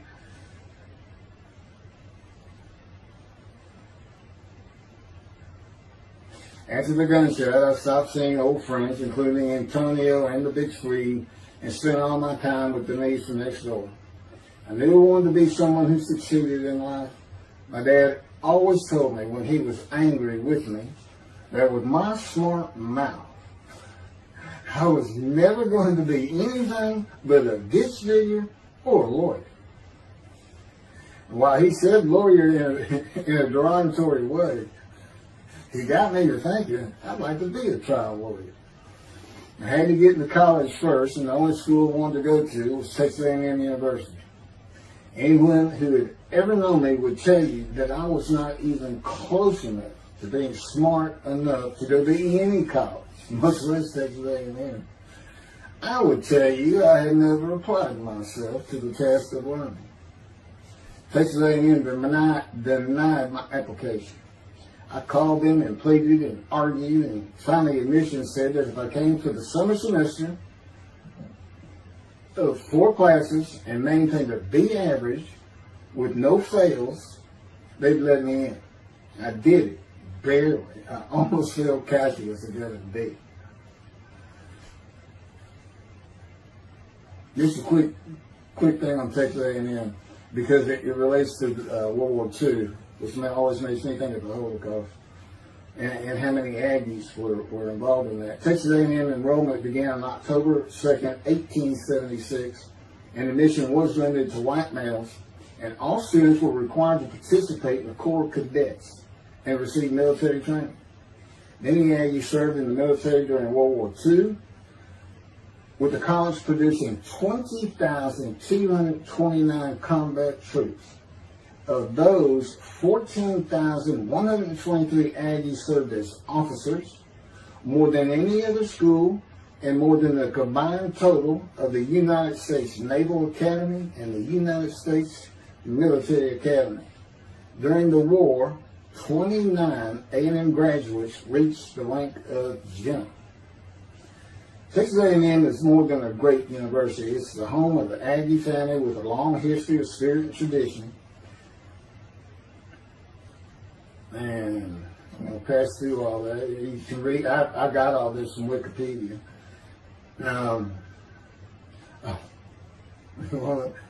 Like Notre Dame, it's a school full of tradition, especially notable at football games and in campus life, drinking beer at the Dixie Chicken. I had a good friend in what is now the Volunteer Corps of Cadets, and we've been shooting pool and drinking beer all night on the weekend, and finally left sometime after midnight.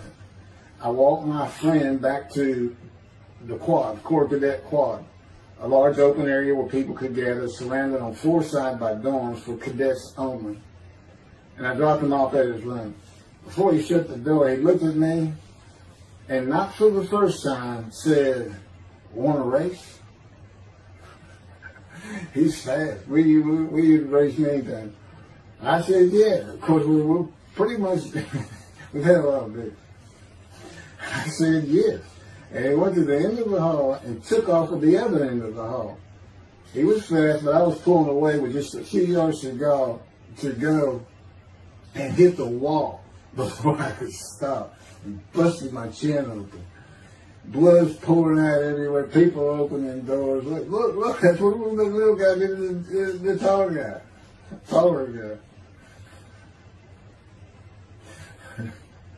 I also sprained my ankle. These are my injuries at Texas A&M. I also sprained an ankle so severely playing basketball with football players that I was in a cast for 6 weeks. Those were my only injuries in the 3 years of A&M. It was the gunshot that changed me and everything in my life. I married Denise when I graduated from A&M in '79, just 3 years after graduating high school. I went through in 3 straight years because I had those hours from the first summer. I just went ahead and went the next summer too. And I got out of, and the average for most A&M students is 5 years. But I went through in 3. And of course that meant I never dropped a class, which also meant I had a low GPA, grade point average. And I didn't realize how important that was for admission to law school. I was denied admissions from every school across the nation I thought I could get into. I do not know how my dad knew about South Texas College of Law in downtown Houston, but he made some inquiries and found out the dean was a graduate of Texas A&M. And we're known for helping each other. We set up an appointment with the dean. I told him of my rather intense home life and wayward ways, and that the A&M had given me a chance to prove myself as a capable student.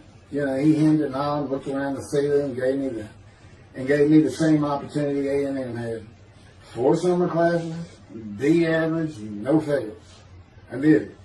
I was terrible at chemistry and math, but it turns out I had good reading and comprehension. It's probably from reading all those science fiction books in school. I graduated in '82, and I did great on the bar examination. Keith Ellis McCarty, attorney at law. Who would have believed it? Which reminds me of verse 1 of Isaiah 53. Who can believe what we have heard? That's what any of my friends would say about me getting out of law school. Much less what's happening today. You go find somebody that knew me in high school, they say, who? Oh, that can't be Sway. Get out of here. I know him. Forget about it. Chapter 5. 27-year headache. I'm going to pick up with that on another video. And then that'll be it. Some general comments. 5 and 6. I'm not sure what 6 is. Yeah, 27-year headache. I'll go ahead and mention God in one of these actions. And I won't say anything about the dog who took a hard left between my legs. It's about stripping my knee, my leg. I won't mention that. Or hitting the big Swede on the track. Unbeknownst to me, my arm just took off. I wouldn't have hit him with my right arm. The things he has shown me. And getting gut shot. Yeah, I think I would have figured out, you probably shouldn't be hanging out with this fellow anymore if you're going to be talking to his ex-girlfriend for a minute. Little things like that, he controls my perception. Little things like that in my life to make sure I am the man of Isaiah 53. If anybody thinks I'm going to back off saying that, they're wrong. I have been through too much. My whole life is dedicated to this time, the day of the Lord. As a matter of fact,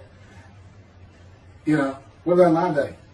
I said, what about my day? Well, he said, well, first of all, God's speaking with you and living with you. Most people say that's pretty good. I said, yeah. But anyway, here's something he's promised me that he lets me check out all the time. And I'm going to put on the screen.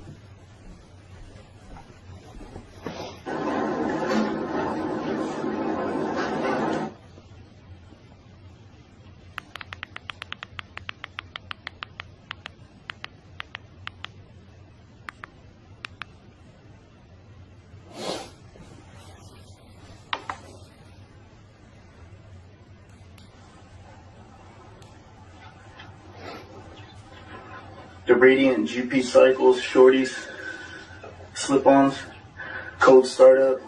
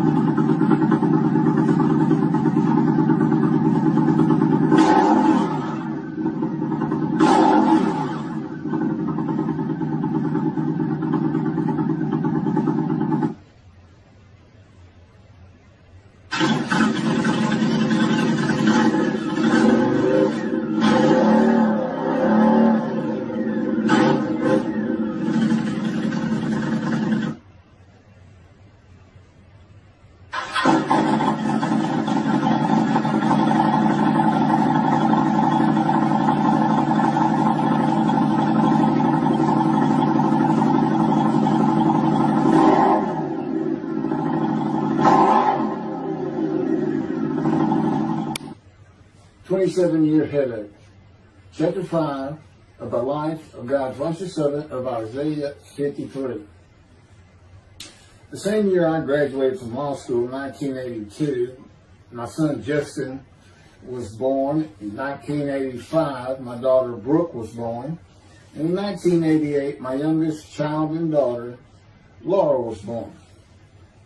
I was making good money, though I expected a lot more, in my first job with a law firm that specialized in collections. I also tried my first civil case, which, while working there, which was a nerve-wracking event, first trial. The first day I entered the courtroom, the judge asked me if I was a law clerk. I had a very youthful appearance, though I was 28 years old, not 20, common age for a law clerk. My youthful appearance in junior high school and high school with my long, wavy blonde hair, I usually kept in a ponytail, had way too many people tell me I looked like a girl. It is interesting though, at least to me, not one person in my entire life has ever said anything about my disfigured arm. I must have looked like a girl who would beat on you if you did it. When I got mad, there was no hiding it. You could see it in my face and hear it in my words. When I was 28, Brooke was born. I tried my first civil case, and the bane of my existence on earth began. A never-ending headache that I generally thought to be associated with post-traumatic stress disorder. I had terrible nightmares from my youth, but now I seem to have begun grinding my teeth, causing the temporal mandibular joint, TMJ, to ache terribly during the day, and the whole side of my head, the muscular, I don't know what you call it, but underneath the skin of the skull, was always real tight, a tightening of the muscles. It was difficult to even talk to people at some points. For 27 years I had that headache. I tried everything, even surgery on the TMJ, and another surgery where the doctor severed my upper jaw and then trisected it from my skull and spaced it to fit my lower jaw. All to no avail. I could not stop the nightmares and the grinding of my teeth. Mouth guards helped my teeth, but the pressure was still there. I literally feared going to sleep. I didn't want to wake up the next day sometimes because I knew how bad the pain would be there again. It completely ended my dream of being a trial lawyer. So I got an associate position in an oil and gas firm and began learning how to prepare title opinions for oil and gas companies on tracts of land they plan to drill on. Basically, a title opinion is you start from sovereignty, which is when the state granted the land to someone, usually great, large tracts of land, and from there you get parceled out and cut up, and I'd be chasing one small tract within a very large one almost 200 years ago in the early 1800s, and I would have to create genealogical charts of heirship, for people who died without a will, and I had to know who the family members were, and I got very good at it, and I really enjoyed it. I'd go to small towns throughout Texas and into their courthouses where they would keep all the records of every transaction, of every piece of land in the county. But anyway, there's an awful lot to it. I do go into it in some detail in the book, but I'm not going to for this video.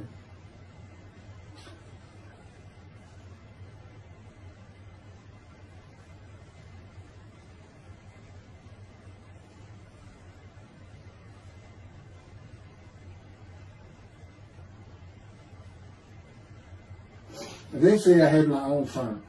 It's just me. In my own office, and I was doing very well, though billing hours for title work is generally lower than other areas of the law, by the hour.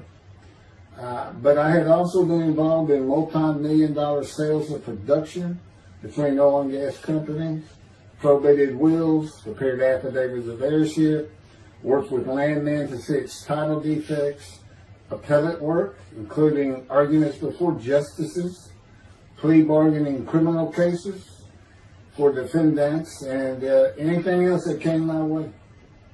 Then it all stopped, and once again I was fighting for my life in 2001.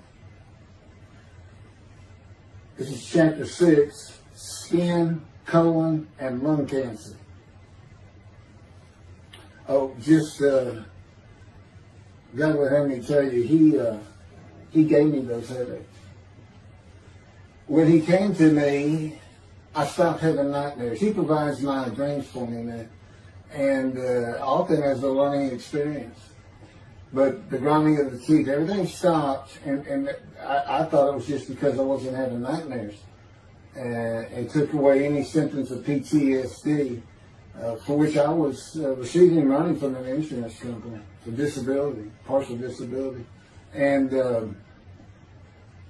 that went on for about 7 years. Then one day we're out walking, year 7 of 13, and I had that headache. It just came. And I just stopped.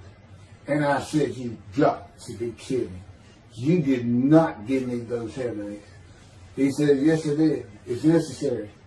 You are considered the suffering servant of Isaiah 53.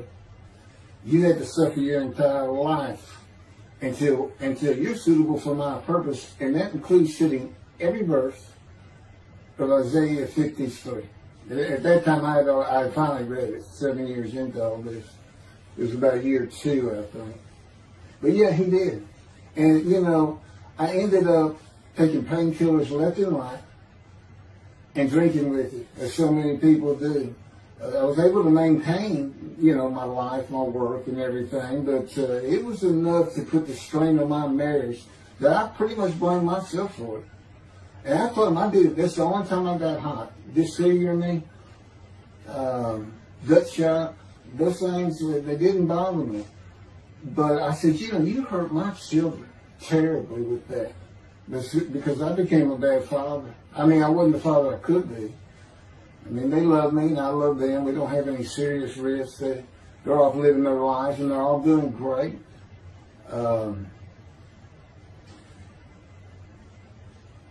But if they consider themselves anything, they're Christians. And although I don't think any of them are overtly religious, or that they're in church every Sunday or anything like that, but you know, when I started going to the conservative synagogue here in town, and I told them I was converting to be Jewish, they're pretty much just that. Just saying I would be a Jew, I guess. I'm not sure that I didn't believe in Jesus. It was probably more of it, God says.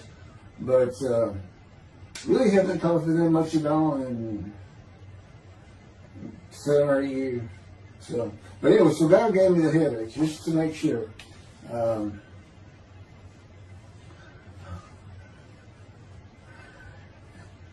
Anyway, I was married to Denise for 18 years, and we divorced in 1997 for irreconcilable differences.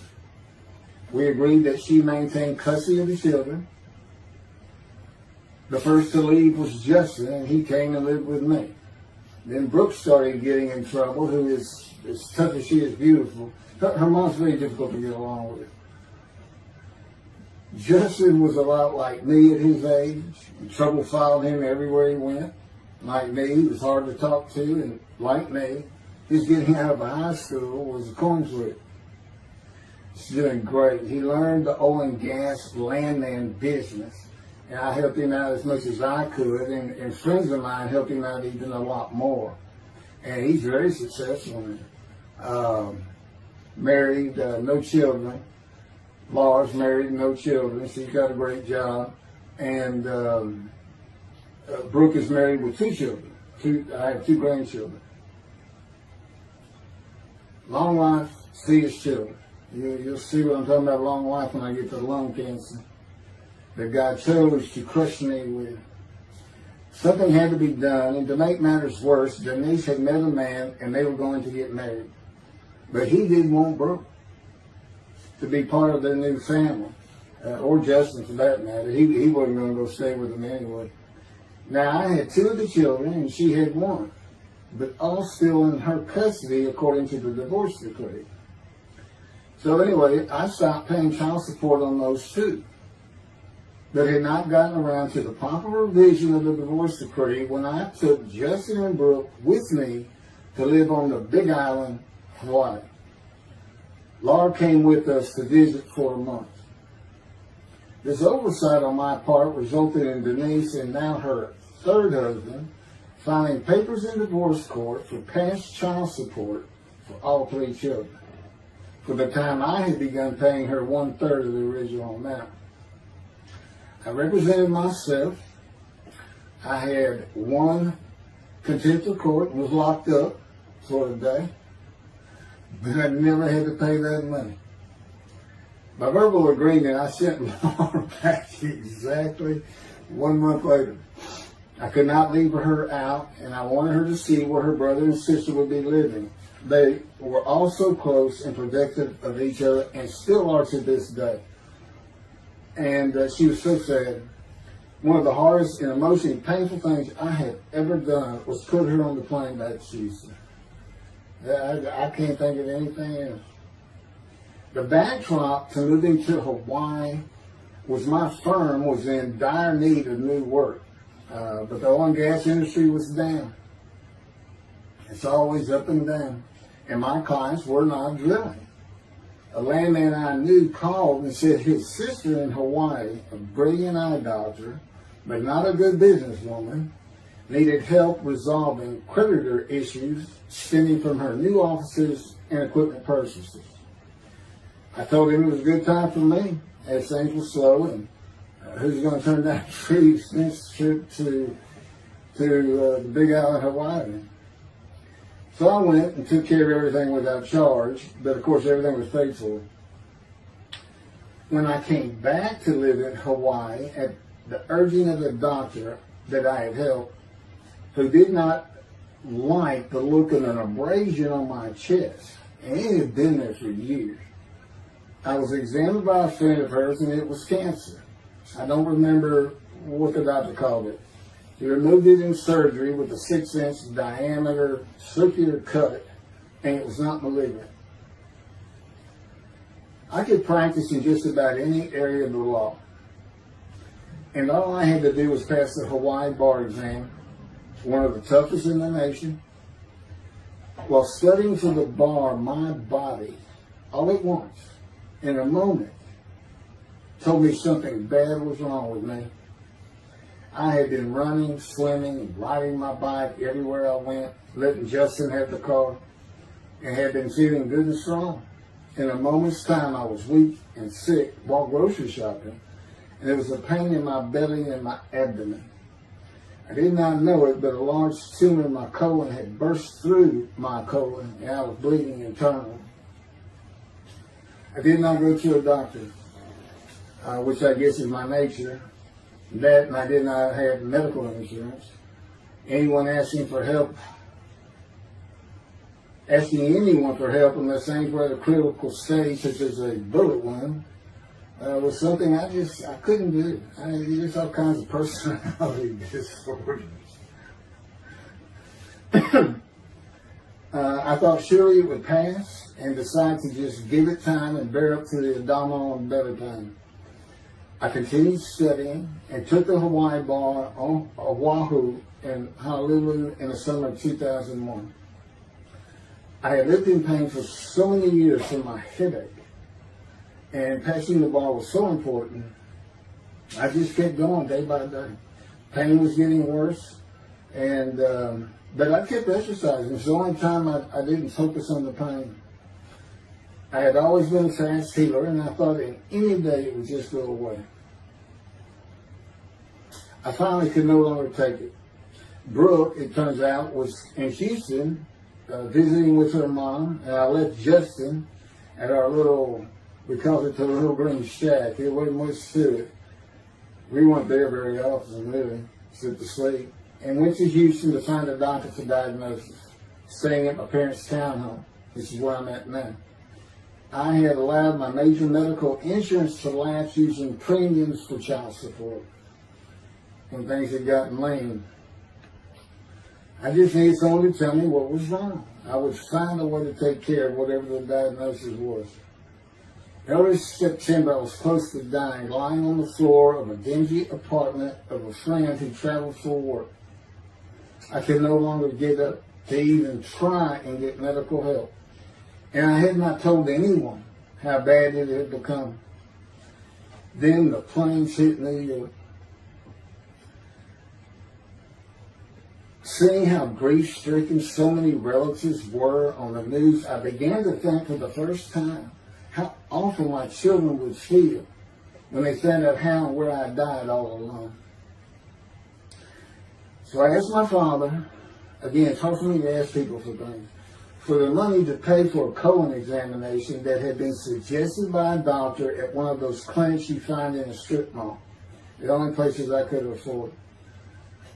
The doctor who performed the colonoscopy finally found what was making me so ill and unable to eat. A malignant tumor 6 to 8 inches long that had burst through my colon, and I was bleeding internally. You know, I come out of anesthesia, partial anesthesia, and he's holding this picture, and it's this great big purple blob. He said, I couldn't get the scope past this. It's not a good way to wake up. To say it crushed me in my life is an understatement. The pain, the weight loss, inability to eat. All I could do was drink calorie drinks. Began about 4 months before the colon examination. That was 4 months of sheer pain. But as it turns out, I did pass the Hawaii bar exam. It was now early October 2001. The doctor told me, look, you don't have insurance. Go to Bentop Hospital. That's the hospital I went to when I got gut shot. Gunshot. I prefer gut shot. It sounds better. It is, man. And he gave me the picture from the procedure showing what he could not get the scope past. He's shaking his head and saying, you should have come in much earlier. So I went to Bentop thinking I was here in 75 on October 5, dying. But I did survive, and here I am again on the first week of October 2001. I showed the pictures to the admitting nurse. Instead of them sending me to the waiting room, she just looked at me and she said, this is a public hospital. I mean, you can wait all day long to have a cold check. She looked at me and said, why did you wait so long? And how are you still alive? And I told her, I have no idea. She did not send me to the waiting room. They had an orderly take me immediately to a room. There they hooked me up to a morphine machine where I could hit a button at a time interval I can no longer remember and receive a small dose. I do know I never missed one. I was very depressed, and my parents who waited in that line for admittance with me looked so sad and depressed. It was not one of my better days, though I finally had some pain relief. Day after day, I lay there waiting for the next test they would run. It was during this time I received notification that Denise had filed papers in the divorce court to recover monies for the time I was taking care of 2 of the children. It's also when I received notification from Hawaii that I had passed the bar exam. So, Bentop Hospital, what a lifesaver. I mean, young surgeons in like Baylor University, medical schools, it's a prime position to get your hands on if you're going to be a surgeon. Because you're in surgery all day long and all night long, as long as you can stand up. They're bringing people in. It's just a real hot spot in Houston and a great hospital. But it's not a place you want to stay. You really don't. My doctor would come in and be out so fast, I never knew what was going on. He did tell you my previous surgery to my abdomen, where they opened me up from stem to stern, complicated removal of the tumor. On October 25, my son's birthday, who was now stuck in Hawaii, They cut me open again and removed the tumor. It was about a week or so later, I was released with a schedule for chemotherapy. I returned to the dingy apartment all alone. I just stared at the television for weeks. I did, and chemo was so depressing for those who had to go into it. A small room with big chairs for about 20 people who all looked like death, including me. Everyone with an assortment of bags of chemo dripping into our arms for hours. It took about 8 hours before I really got sick from it. I had to park a long way to avoid paying for parking and drive a long way to the apartment. It was a very gloomy fall and winter. When I completed my chemo of once a week for 6 or 9 months, more tests were scheduled. I do not remember how many months the chemo lasted. I do remember I did not finish, missing the last 3 sessions. At the end, I could not get out of the door without bursting into tears and just not go. It just wore me down to nothing. On the right side, it was my goal. I had my own apartment called the Loft. It was brand new and very nice on a bayou close to downtown Houston with a running trail alongside it and lots of woods near Memorial Park where I had been running a 3-mile circuit since high school. I returned to being called for follow-up tests, including x-rays of my chest, and the colon cancer had not returned then and to this day. The chest x-rays were another matter entirely. The doctor told me he had bad news and showed me the x-rays telling me the white spots I was seeing was cancer. They were everywhere. Lung sort of cancer, he said, at a stage I could not be treated with any success. My dad was with me, and I asked the doctor, well, what does that mean? And when he said you need to prepare for death, the look on my father's face was so sad and hurt at the same time I'll never forget. And we've been through some tough things in this house, every house we've been in. It didn't affect me one bit. I did not feel anything. I was too beat down from the chemotherapy to care, I guess. God tells me I had a lot to do with that. In fact, I just, no matter what they said, I didn't think I was going to die. But I didn't know that. I just wasn't having that conscious thought. And God says he had a lot to do with that. Of course, he hadn't spoken to me yet.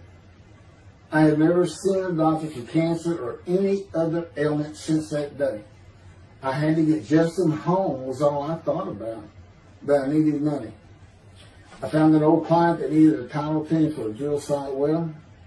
I struggled through that and got my boy back to Houston. And it was tough. I was so weak. And it had been so long since I really had done any title work. And just going to pick the work up and visiting with the client was a major to-do for me. But we got there and I got Justin home and he went to live with some childhood friends. This is now 2002 and going into 2003. I just walked all over the running trails in a 3-mile loop at Memorial Park and in the woods day after day. I didn't think about dying, but I did start. But I did not think about restarting my law practice either. I watched a lot of television and played video games. I watched the Tour de France for the first time and got inspiration from Lance Armstrong. I was still alive though, and the funny thing was my lungs never bothered me. I was never sick. It's because God had already removed it. After I got the news I was dying of lung cancer, he took them from me. That's what he tells me. And I don't have any symptoms. Well, you'll see right here, in 2005, I picked up some title work here and there and made an office out of my loft. I bought my first motorcycle, soft-tailed lowrider Harley Davidson. First time in many years I was happy. I love riding that bike. In 2006, I did some landman work for standard day wages and began dieting and running.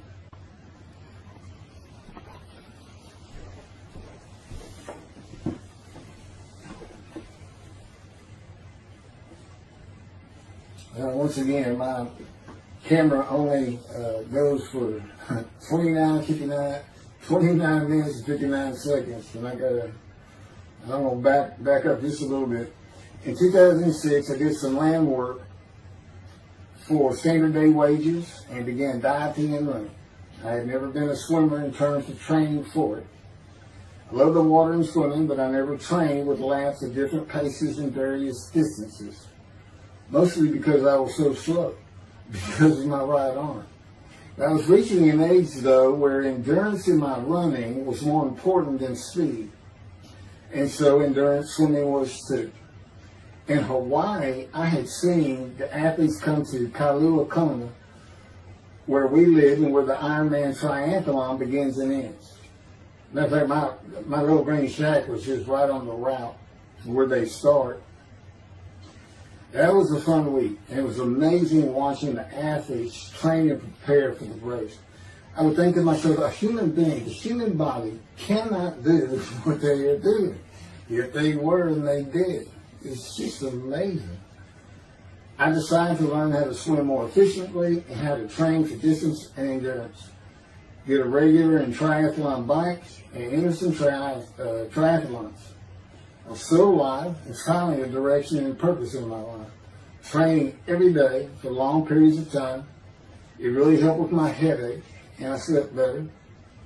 In 2007, I signed up for the March 30, 2008 Lone Star Half Iron Triathlon in Galveston, Texas, and the October 5, 2008 Longhorn Ironman 70.3 in Austin, Texas. You cover 70.3 miles, and you got to do it under 8 hours. And I did real well in the first one. As far as my time, it's 7 hours and a little bit, but I barely made it without disqualification in the one in Austin. And it was primarily because of the hills. It's this very hilly area in central Texas, I guess. But I did make it, and swore I'd never do another one. But I did it after the first one too. It's tough. My insurance is still paying for my inability to work, primarily based on the headache and a diagnosis of PTSD. So I was not working, and I got real serious and trained to swim the 1.2 miles in the ocean, and that would be in Galveston and in a lake in Austin, 56 miles on the bike, and a half marathon, 13.1 mile run. That's what I was able to do with a diagnosis in 2001 of lung cancer that could not even be treated, stage 4. And that's just about impossible. It would take a miracle of God for that to happen, because generally you're going to die within 1 year. They say if you get lucky with good medical treatment, you might make 5 years. But 1 year is standard, if you can make it that long. That's my proof that I offered myself to guilt for God. Because you can't, it's not something provable. All you can do is show the result of that offer. And again, guilt and emotion. I got way too many videos and everything to get too detailed on it. But that is the proof. You know, I got the colon cancer 20 years ago when the planes hit New York. And it was that was 2009, right. Too many things go through my mind when I start thinking about those cancer years. But God, He removed it. He had something for me to do, but that's verse 10. God chose to crush him with disease. And as I've mentioned, the reason He chose that is to show that I was blemished, defective, could not possibly be an offer for sacrifice, because He knew what the Gentiles were going to do. They were going to put an unblemished lamb in there and call the Jewish people's Bible their own, and use the laws of Leviticus, not unlike Mr. Toby the singer and his 6 million blemished ram sacrificed by Hitler, the righteous servant of God. How that seems to read. He's welcome to respond any way he wants to do that. But it's on the video, it's in the book, it's in quotes by him, from his midrash, from his site. And he said, share this with everybody. Everybody can take it. Just share how great my knowledge is. Well, it's lacking in some areas. There's no question he's an intelligent man. But his reasoning capabilities, in my opinion, at least as to Isaiah 53, are severely wanting. I am that man. And God's going to give the Christians hell with it and with me. Just like I just heard this for the first time on the video. When all of a sudden he had me say that Jesus announced he wasn't the man of Isaiah 53 on the cross. When he said, Father, Father, Father, why are you forsaking me? Because he was about to die. In Isaiah 53, who he thought he was, and he's not, who he didn't fit the verses, but he thought he was supposed to be exposed to death. But give him long life. So boldly he goes into the Roman Jerusalem and gets himself taken up. He's not worried. Delusional, yeah, maybe. But as far as I'm concerned, he's nothing but a story. He never existed. And the story starts with the Essenes of the Red Sea Scrolls and the teacher of righteousness. Real quick, I'll go over that. Here's the thing. Their founder is called the teacher of righteousness. Okay? They were great followers of Isaiah. They had the great scroll of Isaiah. They're prolific writers and copyists. They had their own gate at Jerusalem. The Essenes gate. Now, the New Testament never mentions them. You got Pharisees, Sadducees, Essenes, but they never mention an Essene. And Jesus, quite frankly, would have been one of them. Because they embody who he is. They didn't like riches, hated sinning. They didn't like material things. They removed themselves from Jerusalem in the most part to those caves by the Dead Sea for that very reason. But they did have a gate. They still had people who would be there. And you know what they would do at the gates? Tell stories. That's what you do. You tell stories. And it is a great story. Here's this guy who's connected with God. Back then they believed men were gods. Caesar was a god. Over in Egypt you had the same thing going on. It's a common thought that men could be gods. And this story just springs up. And they didn't even question. They'd have gone and questioned it. I mean, they're sitting right front and center in Jerusalem. You think they didn't hear?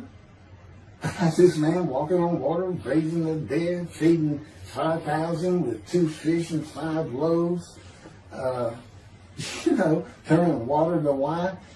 That alone, Rome would have said, Caesar would have said, he does what? He turns water to wine. Bring him to me. Don't touch a hair on his head. You don't kill the man who turns water to wine. You send him out with your armies. Make your men happy. It's there's so many ridiculous aspects to it. Most particularly, God performed a human sacrifice for the sinning Gentiles. He's left the sinning Jews for the sinning Gentiles. But he gives them an out, these Gentiles, not his church. He gives them an out. I know, I'm going to kill my son for you. So that you'll be forgiven of violating my commandments and laws. If anybody knows God, and the Jews do, and I know him like nobody's business, that's not him. That's not him. I mean, he told the Jews, I'm never going to leave you, but I will punish you. Now, that's him. That's him. And he'll put you through hell just to make you a better person, a better people. And he has no plans of changing that. He's not going to change the minds and the thinking of billions of people to make them love the Jew. He's just not going to do it. And the practicality is, he didn't create man for him to even be able to do that. Now, he could have created humanity where he could do that. He could change the mind of everybody at the same time. But I'll tell you on this, he's been working on my mind for 13 years. It is one brutal compromise. It's a very one-on-one affair. Now, he says, now, I could just kill everybody. I mean, that's easy enough. That's easy. I could just kill everyone, but He said, that's not, it's all about this. You got to know how to read the Bible. It's written for antiquity first, and the Dark Ages, and then the Age of Enlightenment. I mean, basically he's saying you've got to go back over it. You've got to check these guys. You've got to check Rambam and his speech. God's going to make the world speak Hebrew. Or, they will be the pure speech. You got to check some of this stuff. And I read Rashi's, I went to his Isaiah 53 Midrash, and all I can say is very unimpressed. I've seen what he has to say in Malachi. He didn't pick up on any of this. He didn't know what the angel of the Lord is, the angel of the covenant that you desire. He doesn't know how Moses goes by, a burning bush is not consumed, the angel of the Lord is in there, and God speaks. I do. To me, it's just like, well, you just get some basic concepts, and all of a sudden, and quite frankly, it'll open up the scripture to the Jews. They can put the Talmud aside for a little while. But I will say this. God says, if you can study it, study it. There's all kinds of great things in it. Just be real careful about what you teach from it. And it's useful for heaven. If you like to talk about Talmud as a scholar with other Jews, who may very well be in scholar remembrance with you, you can meet up with them. You'll see them in the meeting places, have them over to your room. Y'all can watch the new earth being created and the new peoples of God chosen, and watch the evolution of the chosen people. And humanity, the same as this one. God says, why would I change it? Why would I change it? When I did it, it was perfect. And you can tell Mr. Singer that the evolution that he's talking about, where all of a sudden the world's going to love the Jews, been going on for over 3,000 years, and it hadn't even. And today, anti-Semitism's up, and David is here. It's not going to happen. Thank you very much. I will be doing. Was that 5 and 6? Yeah, that was 5 and 6. Now the book picks up at chapter 7. It's on a video when God first speaks to me, and it's very interesting. And we'll still be putting some videos back. But I've pretty much covered all the major material, everything from Isaiah 53, the day of the word, Lord. There's a few more things, and it's a better read than it is a video watch. But for those who like to read, but it's covered very well in these videos. And now that I put in the personal part in, which is to show how I fit Isaiah 53, and you see the difference in my life. Now that's the life of suffering. That's a life of pain. That's a life of familiar with disease. They said, gee, well, he died on the cross. He was scourged. He was scourged, and this and that. Do you know how much he suffered in his life? I mean, he's not even in the conversation as a man of suffering. He's not in the conversation. Thousands and thousands and thousands of people died horrific deaths back then, and by crucifixion. It's not the only one. This is descriptive of a man and his life, so you can find him. Identify him. And what did he do? He never suffered. He was never sick. Ever. Until the last day of his life. 30 years old, he's got one baby under his belt of pain and suffering. To me, that's not, you're not even in the conversation. I mean, that's nothing. That's not even suffering. That's just, you had a bad death, sorry. You got whipped first. You got whipped. One gospel says that the scourging was an open-handed slap to the face. Now the other three do say scourge.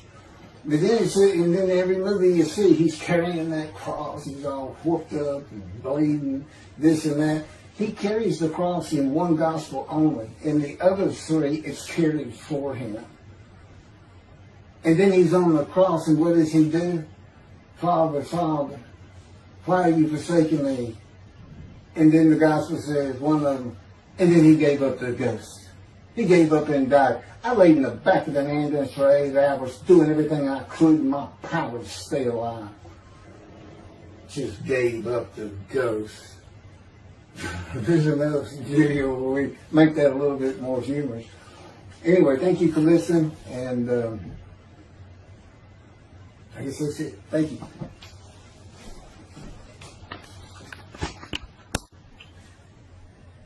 This is a video that leads into a brand new very distinct, not heard from before, commentary on Isaiah 53, which begins actually in Isaiah 52. It's comprised of 7 videos I have put together in the last month or so. And I'm just putting them all together with a lead-in video explaining these things and why it's so new, novel, and has such a different view of the scripture from that which Judaism teaches regarding a Messianic era when David comes, the descendant of David. They often refer to him as King Moshiach. Moshiach means the anointed one. And you'll get the idea from the title of this video real quick. God speaks to an atheist. And it began like this. The doctors who gave me 1 month to live from lung cancer in 2002 that developed from my colon cancer metastasizing would have been surprised that I was still alive, to say the least.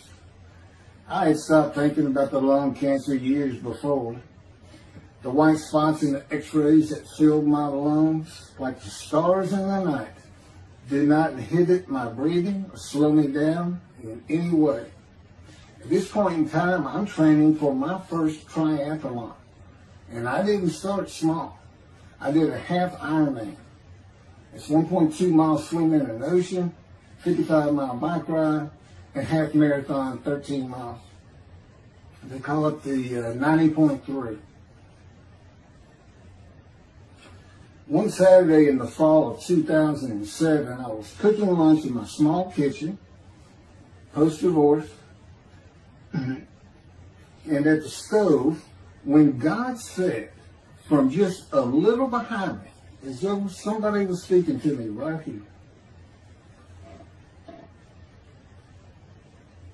and above my right shoulder, which is this figure, wash your hands. I turned around to the sink, washed my hands, and turned back to the stove. Now understand, I've been an atheist for 50 years. I mean, I completely denied the existence of God. And then from right here, a small, quiet voice, like an account they have with Elijah at the cave, said, wash your hands. And I simply turned around, washed my hands, and went back to the stove. I didn't say a word to him. I didn't even keep thinking about it. I just did it. That was it. It was as though he had always been there. Just as to Adam. That's what I liken it to. And he dictated this to me. This is from my book, the book of my life that God dictated to me. It's called The Righteous Servant of God of Isaiah 53. No, the life of God's righteous servant of Isaiah 53. And he put it together. And he did it because he actually came to me, as Jeremiah would say, in the womb, but in my first year of life. And like Ezekiel, lit and entered me. So that part of chapter 11 of Isaiah happened well over 62 years ago. That's when that happened. That's when Moshiach was here. For all these rabbis and commentators who have been saying, he's here, no, he's here. Well, he's been here, I've been here a long time, I just wasn't prepared and hadn't even heard his voice yet. But what he did, with Jeremiah, he made sure he was a priestly, godly man and guided his life. With me, it was to make sure I fit every single verse of Isaiah 53 as only I can explain it, what it's for, what it all means, and live a life of suffering familiar with disease. God chose to crush him with disease that he would offer himself for guilt and receive long life to see his children. That's my proof that it happened. They told me 20 years ago, we can't treat this lung cancer. It's too advanced. You're going to die. And you're going to die real soon. You need to prepare for it. And it did crush my life. I stopped working. I just kept waiting to die. And I didn't die now. I'm training at this point in 2007. I'm training for a triathlon. I finally said, the heck with it all. And that's the proof. Crushed with disease, exposed to death. That's in verse 12. Exposed to death. And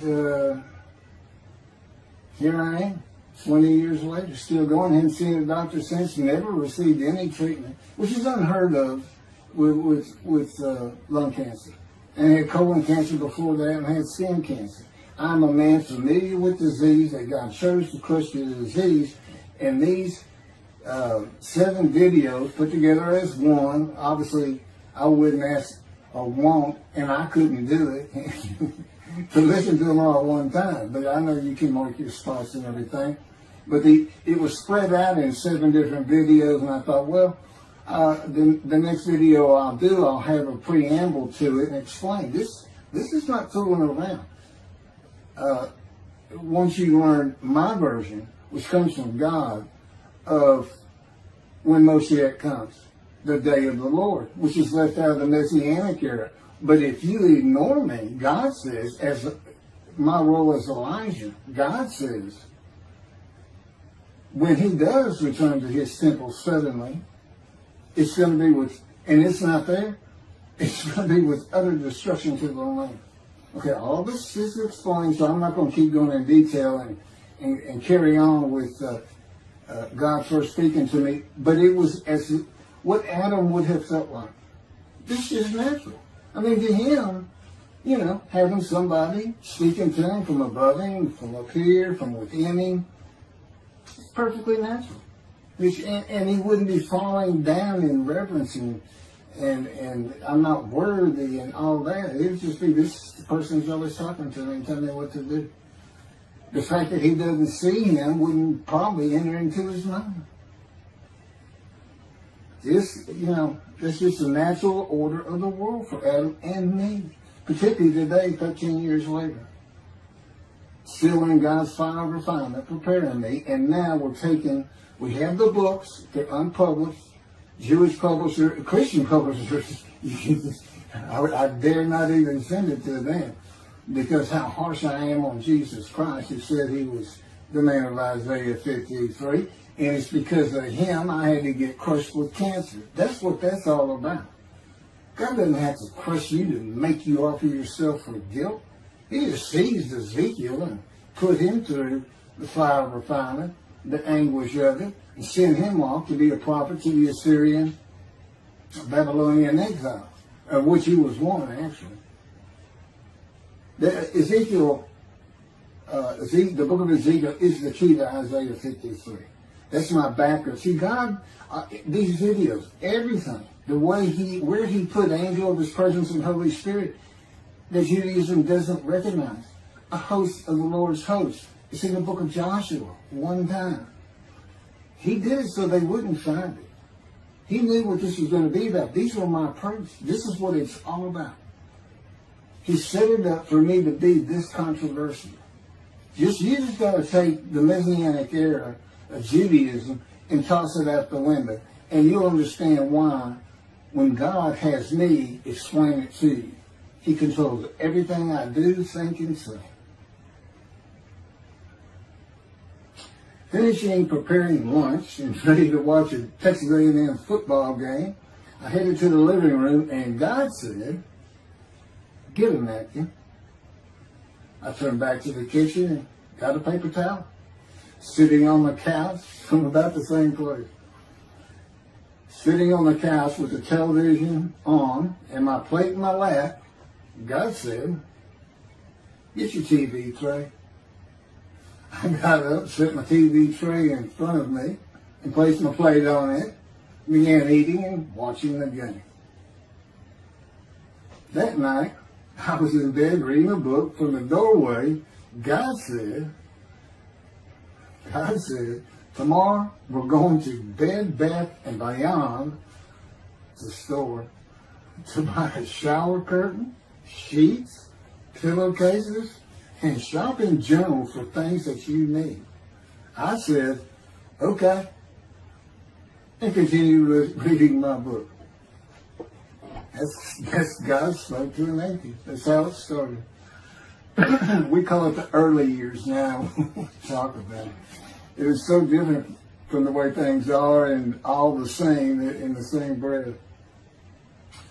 And I have since learned this. It was by his power upon my emotions and thoughts that his presence with me was though he had always been there. In other words, when you read in the Hebrew Bible, God calls somebody's name like little Samuel, he says, here I am. Here I am. Now there's some accounts of people falling to the ground, but he can put a silent knowing to you. He can put knowledge within you, your mind, where you never hear a word from him. In other words, put into your mind the God of all creation is about to speak to you. And he doesn't have to say, stay calm. He controls emotions. He told me, Keith, I created emotions. And there's nothing I can't do with yours, and believe me, it's been proven to me. I'm not going to get into all that. And then this story goes on. It turns out he had been like Jeremiah from the womb when he passed by that. I've never been affiliated with any church or synagogue. I've never had any teaching from yeshiva or seminary. Throughout my life, I did not. Let's put it this way. I was the actual opposite of Jesus Christ. Actual opposite. I'm a sinner. You know, I mean, he took me back. He said, look. Yeah, because I said, well, I wasn't that bad of a sinner. I was. He said, feel it. Here we go off in vision like the story of Scrooge and the Ghost of Christmas Past. I said, I'm so getting smart with him. This is us talking friend to friend. I can talk to him like he's just a buddy sometimes. There is a line I know not to cross. I said, why would you call that a sin? Why is that a sin? He said, Keith, it's a sin. You lied. I said, yeah, but if I didn't lie, I was going to jail. He said, but that don't make it good. I said, well, which comes first? Going to saving yourself? Or lying? And so what? I didn't believe in you anyway. I wasn't worried about going to hell either. It's just, I didn't think about those things. He tells me, man, I didn't let you. That's why I was with you from the get-go. He wanted me to be fresh. No preordained, settled in thoughts and beliefs on anything. And of course, I grew up in Texas for the most part, so it would have been Christianity. I didn't associate with anybody who was religious. I didn't even know what the term Jesus meant. I didn't even know that Jesus died for my sins, supposedly, under their theology. And I didn't know that there was a problem between Judaism and Christianity. Jews and Christians. I didn't know that. I had plenty of Jewish friends. You know, I was in the late 60s, 70s, my formative, going into my teen years, and, you know, we treated everybody as an equal. I never thought about it. Including African Americans, who in my day, we just said blacks. I guess that doesn't go anymore. But they're great friends of all kinds. My best friend, I didn't even know he was Jewish until I saw him on Facebook 40 years later. But anyway, let me jump ahead. Okay, this is how God communicates with mankind. This is what the prophets are all about. It's not just Ezekiel, a spirit lit and entered into me. At that moment, God was speaking. And then he says, at that moment, a spirit entered into me, and then I could hear God's words. So he's saying, and that means God is in his spirits. And it's just imagine the presence of God is his mind, and it is composed of elements of the unseen realm that we can't understand, and spirit he created, and the angel of the Spirit, the Holy Spirit, he created. But that's completely different elements. His presence is different from God's presence. But they're like big clouds. And they can float together and be as one cloud. Okay, that cloud is what descends upon you. They are within me and without me. If you, this audience, was in a room with me, they would envelop you all around you. You'd be in the presence of God. The difference with me in that room is that that cloud engulfs me, flows through me. It's within and without me, as though there's no break because of my physical structure. My little spirit is a little cloud that also drifted in. That's what it is.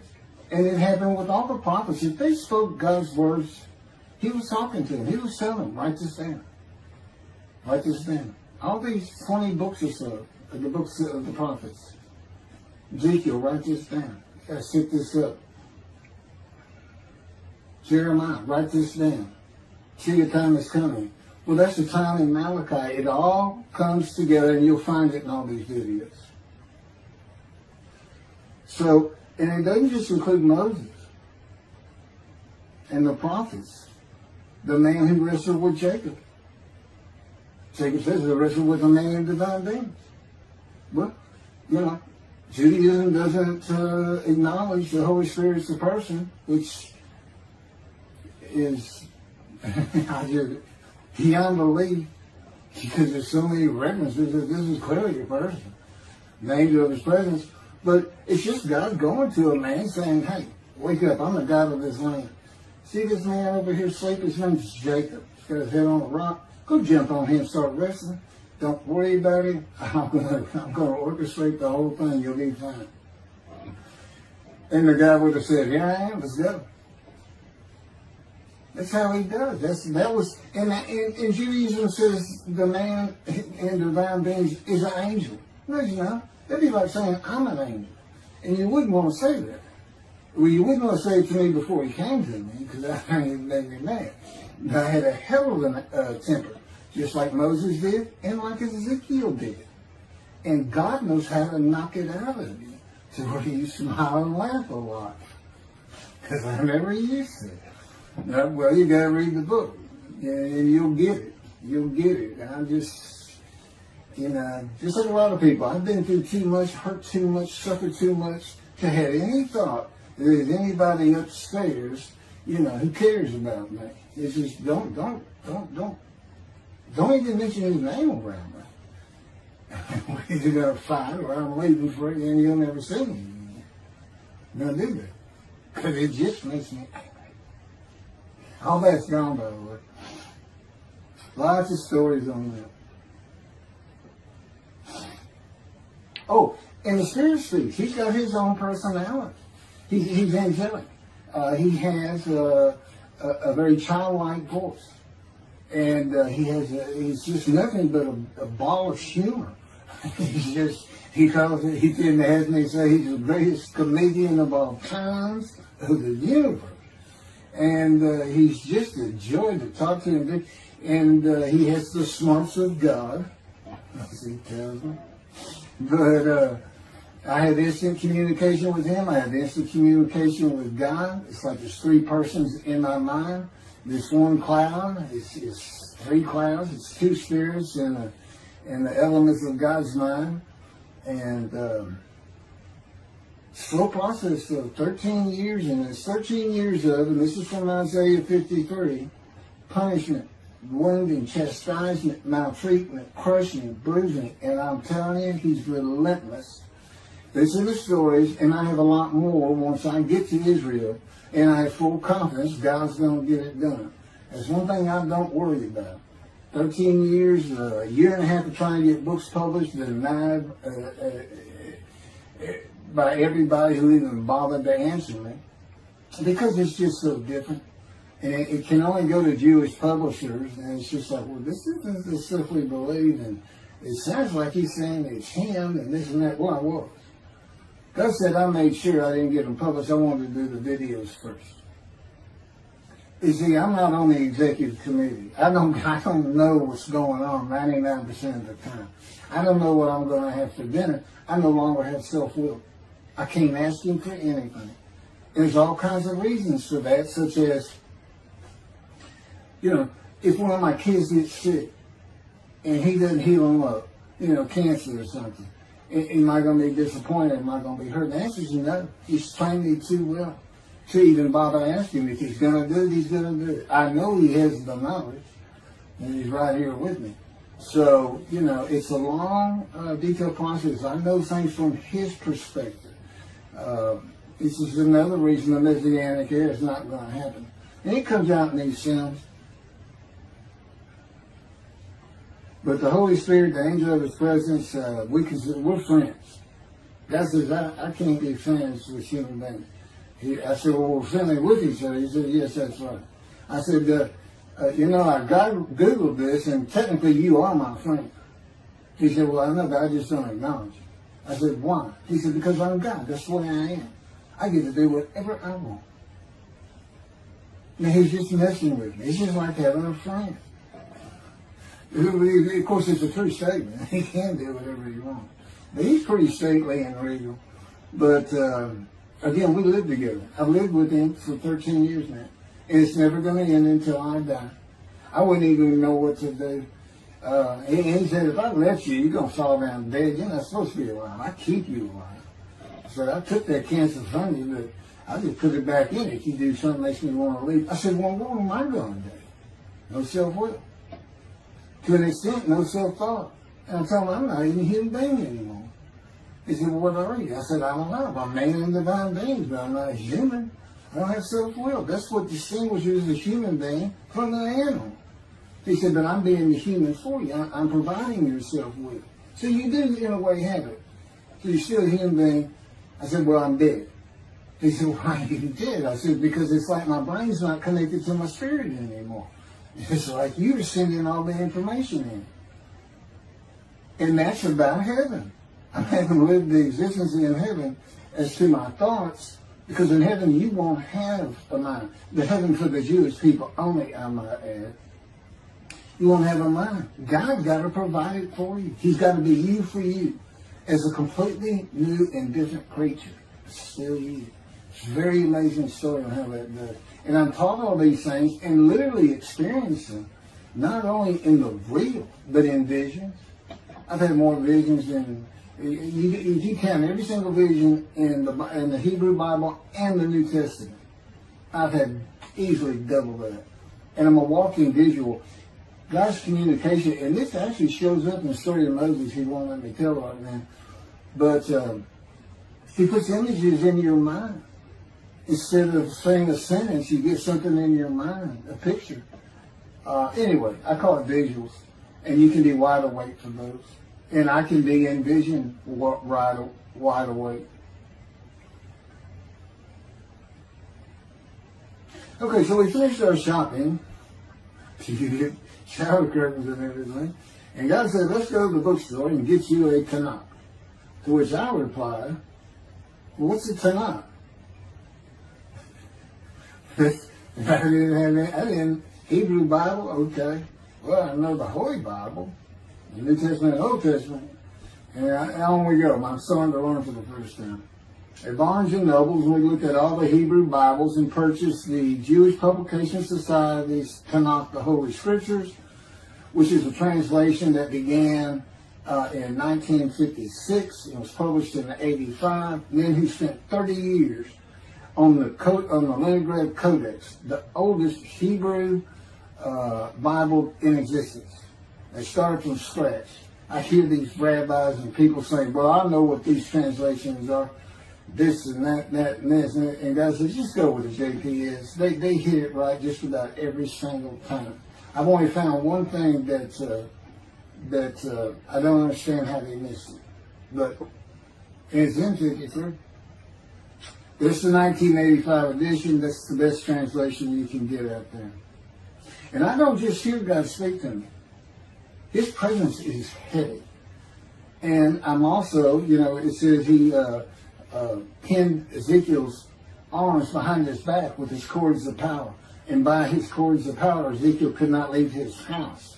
That's in Isaiah 53. He took him from the land of the living. Took him from society. The man of Isaiah 53 lives, so he's taken from society, but that doesn't, from the land of the living, that doesn't mean he died. And there's no crucifixion in 53. So you start to see how Ezekiel is so important in this. And that's where you find out about the covenants of friendship that come with God in the day of the Lord when Moshiach comes. Again, you don't hear anything about it in this Messianic era. I'll tell you this. I think the Jewish people are going to like this better. I think throwing out all that rubbish Judaism has been teaching from back in antiquity, that's where they're stuck, and see what's really going to happen with God coming back, a man in divine being, with the capabilities of Moses, Elijah, the descendant of David. All their attributes, okay, are in me. I can be each and every one of them, and I can be all four of them at one time. And God can speak to me. So, it's going to be fun, and he wants his temple rebuilt. That's the purpose of Isaiah 53. It says, a purpose which might prosper of God. But it doesn't tell us what the purpose is.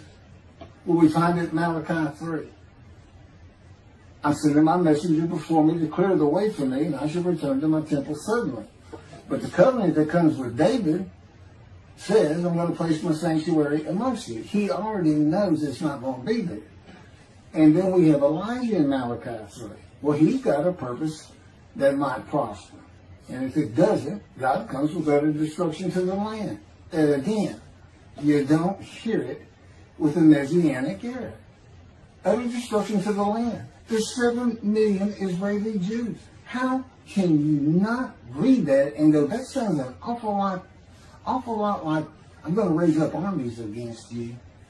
How can you just ignore that? Well, anyway, we're getting serious stuff. And the purpose that might prosper, I never believed that. I think they just hooks the man of the righteous servant of God of 53. I think that puts him with, he's got the same purpose as Elijah. Elijah's supposed to bring the families back together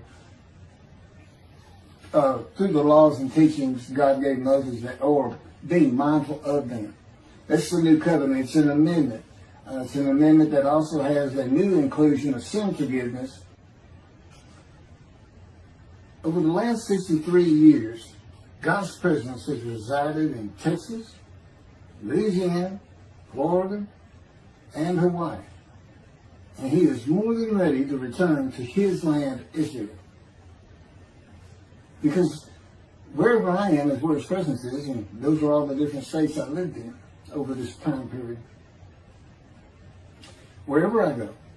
As a matter of fact, if you see me in Israel down at the old city or down at Tel Aviv, you can turn to your friend and say, hey, I know where God is. I said, really? I thought he'd have left. Some people say he died. I said, no, you see that guy over there? He's all around that guy. And some say inside too. That's what it's going to be like. God said, when we get to Israel, we're never leaving again. I said, I wanted to see Great Britain. He said, it's like, did you just ask for something? I was like, oh. Yeah, that's good. I hope I fry if I hit the border and cross over. I hope I just burn up, burst in combustible flame. But anyway, that's where he wants to be. And I'm assured he's going to get there. This purpose that might prosper, again, I think it just shows the purpose of the righteous servant and a purpose of Elijah. Because he knew I was going to be teaching. There's only, in the day of the Lord, as you would imagine, he wants to have all the prophecies fulfilled, be done with the prophecies. And there's only a handful, 4 men to come that we've never seen. The descendant of David, prophet like Moses, Elijah, and of course the righteous servant. We only have one description. Even the sages knew you got to have a description of the descendant of David. It's Isaiah 53. They called him in the Babylonian Talmud the leper scholar. You'll see me referencing it on just about every video. In other words, I'm saying, look, it's not Jesus, it's not the people of Israel as taught today. It's this guy from the Talmud that just hadn't come yet. You just didn't know, didn't have a name that fit the description. Well, you do now. And two covenants. The friendship covenant, which is actually in two parts, Ezekiel 34 and Ezekiel 37. One part of which is, I'm going to put my sanctuary amongst my people. And the other part, interesting enough, has to do with the land blooming again, which is Jeremiah 31. See, a time is coming, the land will bloom again. See, a time is coming, the cities after desolation of many years, 2,000 plus actually, will be restored in Jerusalem rebuilt. And the Jews shall never be defeated again. Okay, now we just talked about utter destruction likened to armies being raised. But here it is in this friendship covenant, in this, Jerusalem being rebuilt. If that's done, then you'll never be defeated again. So, you look at it and go, well, there's kind of a problem between those two. And what I think it means is he's going to get the temple built now that Jerusalem's been rebuilt and he's come. That this might prosper because, it kind of gets you. So what is the purpose of God might prosper? Who thought you could do everything? And he said, well, in large part, my people got to listen to you. They got, especially the rabbis, they never listen to my prophets. They're all full of themselves. Think they know everything. Well, he starts getting angry. And see, that's not good for me. Because all of a sudden he wants to make me better, which means suffering. You got to keep them away from those movies. I'll tell the Spirit, say something funny. Get the funny guy around here. We talk friend to friend too. Well, anyway, I'm going to let you. There's a lot more, but this story is in my book. Hopefully, after spending time and understanding who I am, and this is here. It's happening. I don't care what the rabbis think or say. Look, I'm a prophet of God. I'm a man in divine things. If I say something contrary to what they think and say and believe, they're wrong. Automatically. It's a given.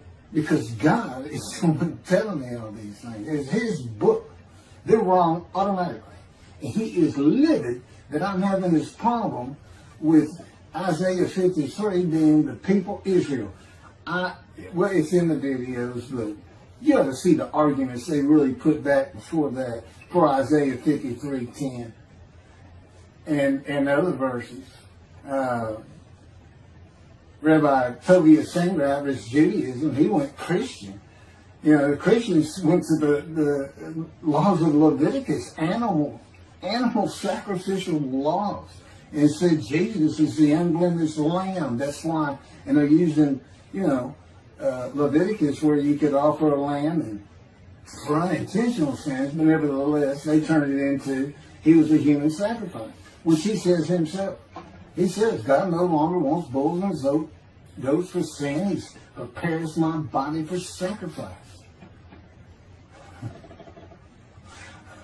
He's human sacrifice, and God made the sacrifice to Gentiles so they didn't have to obey His commandments and laws. From an atheist who comes in with no religious background, I read that and I look up face to face with God wherever He is at that moment. And I say, you got to be kidding me. People believe this? He said about 2 billion right now. So I'm not going to bother trying to tell you how many there's been in 2,000 years. God made a human sacrifice to me so I can go to heaven and I can go kill somebody if I want to. I can go rob, I can go beat my wife and my kids. I accept Jesus again. God was teaching me the New Testament, and this guy at one of these mega churches comes to me and says, if you do accept Jesus Christ, you're not just forgiven of all sins that you have committed. You're forgiven of every sin you're going to do in the future. I said, really? He said, yes, really. He said, Jesus knows you're going to do it, and He already forgave you. I said, what? Okay. So, if you're a Christian, you can just sin all the time, because Jesus knew you were going to do it. I hadn't actually heard that taught, but that's the effect of it. Okay. This year in Jerusalem.